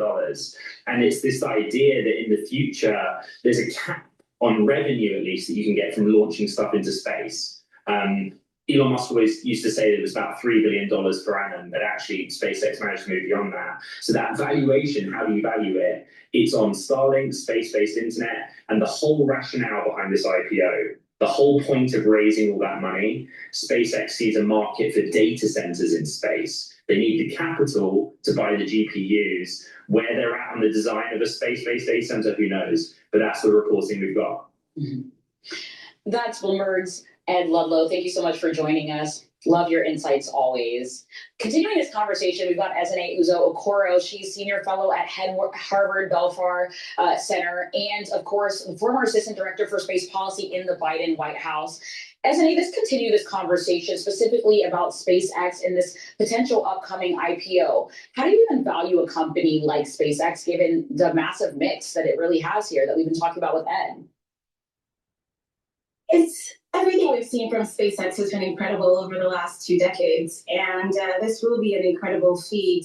It is quite a task to measure a company that's very useful to the commercial space sector, that's useful to broadband communications today in the form of Starlink, and that is critical to the U.S. National Security Enterprise through Starlink again and through their launch services, and again critical to U.S. Civilian space activities through launch capabilities. So, and this has nothing to do with, we've got to mention, their activities globally. So it is a large company with a lot of resources and a lot of opportunities, and they are looking to continue to grow, as Ed mentioned, into data centers in space. And here we are with what is likely to be the largest IPO ever next year. Yeah, I mean, this idea of data centers in space, how much does it concern you, Esme, given that you were also at one point responsible for space sustainability and looking after space debris and so on, and putting processes in place that would minimize all of that? One thing that's not well known is it's been studied by numerous global groups and global communities in space worldwide. And SpaceX was very cooperative in ensuring that their satellites did not block the night sky, did not prevent astronomical research, astronomy research. And when they did, they took steps to fix it immediately. So SpaceX's satellites are usually below 700 kilometers in low Earth orbit. They have black paint and a number of strategies that they use to ensure that they are sustainable. They are satellites that degrade at the 25-year requirement that we have for space debris, and they are in compliance with all our regulations on space sustainability. So if anyone could lead in this area, SpaceX is the one to do so, because they have been a formidable leader. Actually, what does this mean for the economy of space more broadly? Is this a situation where rising tide lifts all boats? What does this mean for peers? Absolutely. We're going to see, quite like we saw with AI funding in recent years or recent months, we are going to see all space startup, space sector companies benefit from fresh eyes and fresh interest from investors who perhaps stepped back a few years ago after some of the disappointing specs that we had in perhaps 2018. I think you're going to see some fresh eyes and some openness to invest in a plethora of space companies today based on this soon-to-be successful IPO. We are going to talk more about this with you in just a few moments, Esme. Thank you so much for joining us. It's such a fascinating conversation, and obviously a huge priority for the administration as well. Please go to my store, the-studio-reykjavik.com, and get the Boomer Boost. This has 68 nutrients. It is a very comprehensive compound profile shown on the screen here. This will target multiple systems. This is going to help with your brain function, help with your cardiovascular system, help with your musculature, bring up your energy levels, rev up your metabolism. You're going to be able to lose weight. You're going to improve your immune system and your endocrine system, bringing down inflammation. You're going to have a steady burn of energy throughout the whole day. You're going to be able to concentrate. You're going to be able to sleep better, get lots of benefits from taking this every day. This will help to slow down the aging process. By taking this, it's a month's supply. You mix it with soft foods, filtered water, a smoothie, or even with just milk. I mix it with hummus, but you can mix it with yogurt or applesauce or some other soft food. But take it every day. And when you do this, you'll start feeling the effects within 72 hours. You'll get a steady burn of energy throughout the whole day. You're going to have more vitality. You're going to be more energetic. You're going to be moving around. You're going to notice that your musculature is increasing. You're going to also notice that your brain function is improving. You do this regularly, every day, for a year, and you're going to start noticing, whoa, you're slowing down the aging process. This stacks really well with the core protocol that I have. What's the core protocol? The foundation, multivitamin with the probiotic. The first pillar on that foundation, the max 35 or cleanse to boost up the immune system. The second pillar, C60, to soak up free radicals. Third pillar, turmeric, ashwagandha, and lignans to boost up the immune system and help with your cardiovascular system. And boomer boost to rev up your metabolism and increase your energy levels. And you get all these other benefits that I just mentioned. You do that protocol every day, you are going to slow down the aging process, boost up your immune system. You're going to have more vitality, more longevity. Please go to my store, get the Boomer Boost, use discount 5, all caps, discount 5. You get $5 off any order. You spend $100 or more, you get a free gift until supplies last.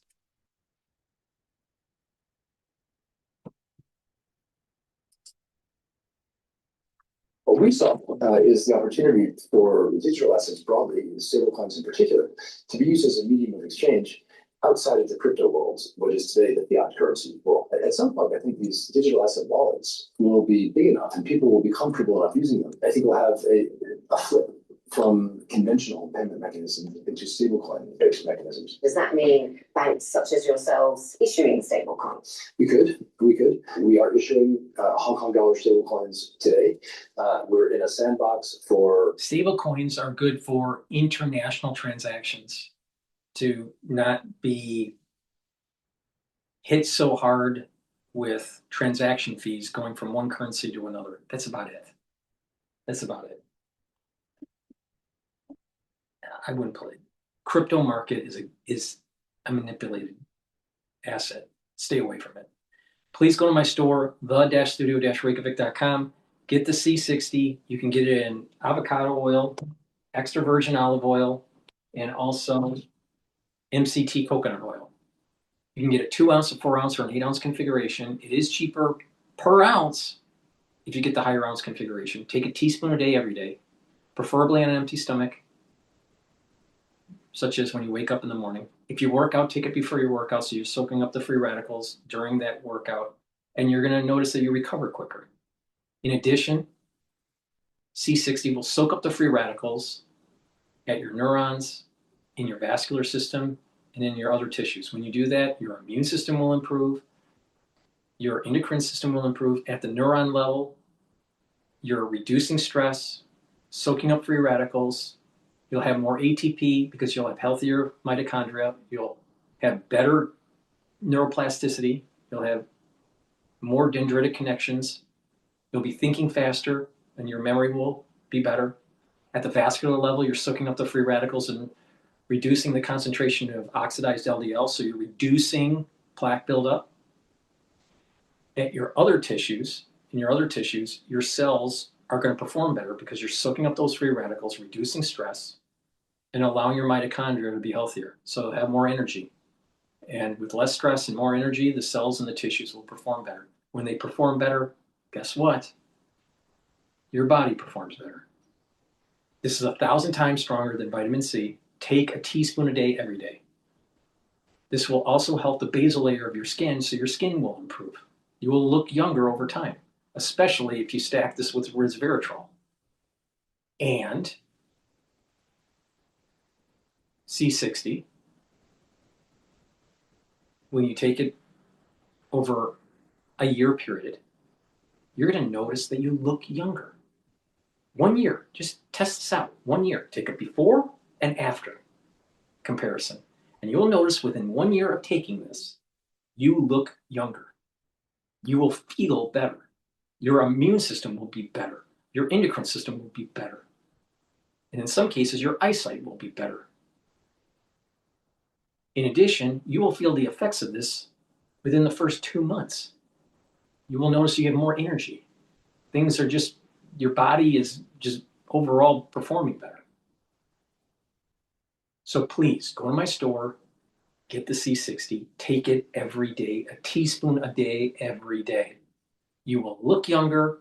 You will have better functioning organ systems. And like I said, you can stack it in this larger protocol. That protocol, multivitamin with a probiotic. The first pillar, max 35 with or cleanse, that will help to boost up the immune system. That's the first pillar. The second pillar, C60, soak up those free radicals, slow down the aging process. The third pillar, turmeric, ashwagandha, and lignans. Bring down inflammation, help with the immune system and the endocrine system. And boomer boost to rev up your metabolism and your energy levels. You get other benefits also. But when you stack this, like I just said, multivitamin, probiotic, max 30 fiber cleanse, C60, turmeric, ashwagandha, and lignans, and the boomer boost, when you stack that together as a super powerful protocol to slow down the aging process. I am the most accurate, the most comprehensive, and the cheapest in terms of slowing down the aging process. My protocol is better than Brian Johnson's. Brian Johnson, the tech bro that spends $2 million a year trying to not age, you don't need to spend $2 million a year. All you got to do is a holistic approach with proper supplementation. What's that holistic approach? Drink filtered water. Stay away from processed foods. Reduce your sugar intake. Bring down stress by having mindfulness or some spirituality. Learn new things. Reading and writing, especially reading and writing and talking to people in the real world.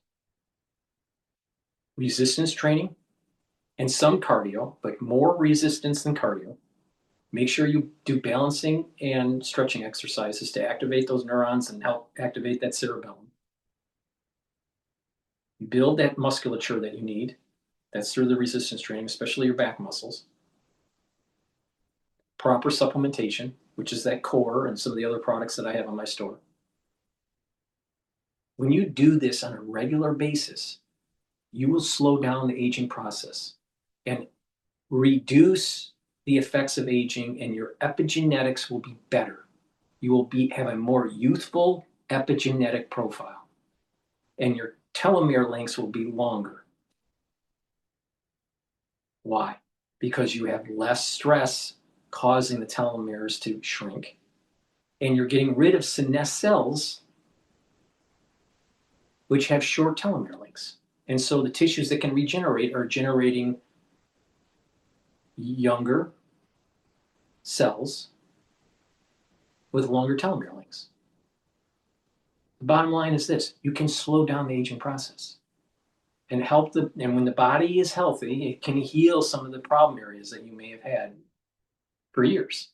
But if you're constantly inflamed, if you're constantly not putting your body in a state to heal, you're going to just age faster. And you're going to have much more energy by doing this. You'll have more vitality.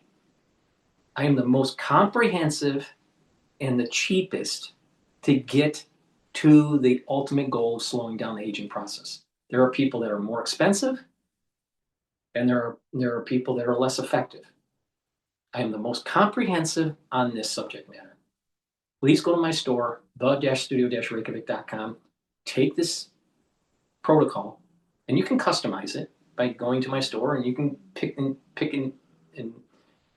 match them the way which system you want to target. But if you take that core protocol, it goes a long way to slowing down the aging process. You do it every day, you will have a better life.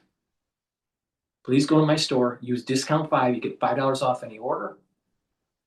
You spend $100 or more, you get a free gift until supplies last. Get healthy in 2026. You're going to need to. And with a better immune system, the better off you are. Thank you for listening, and have a nice day.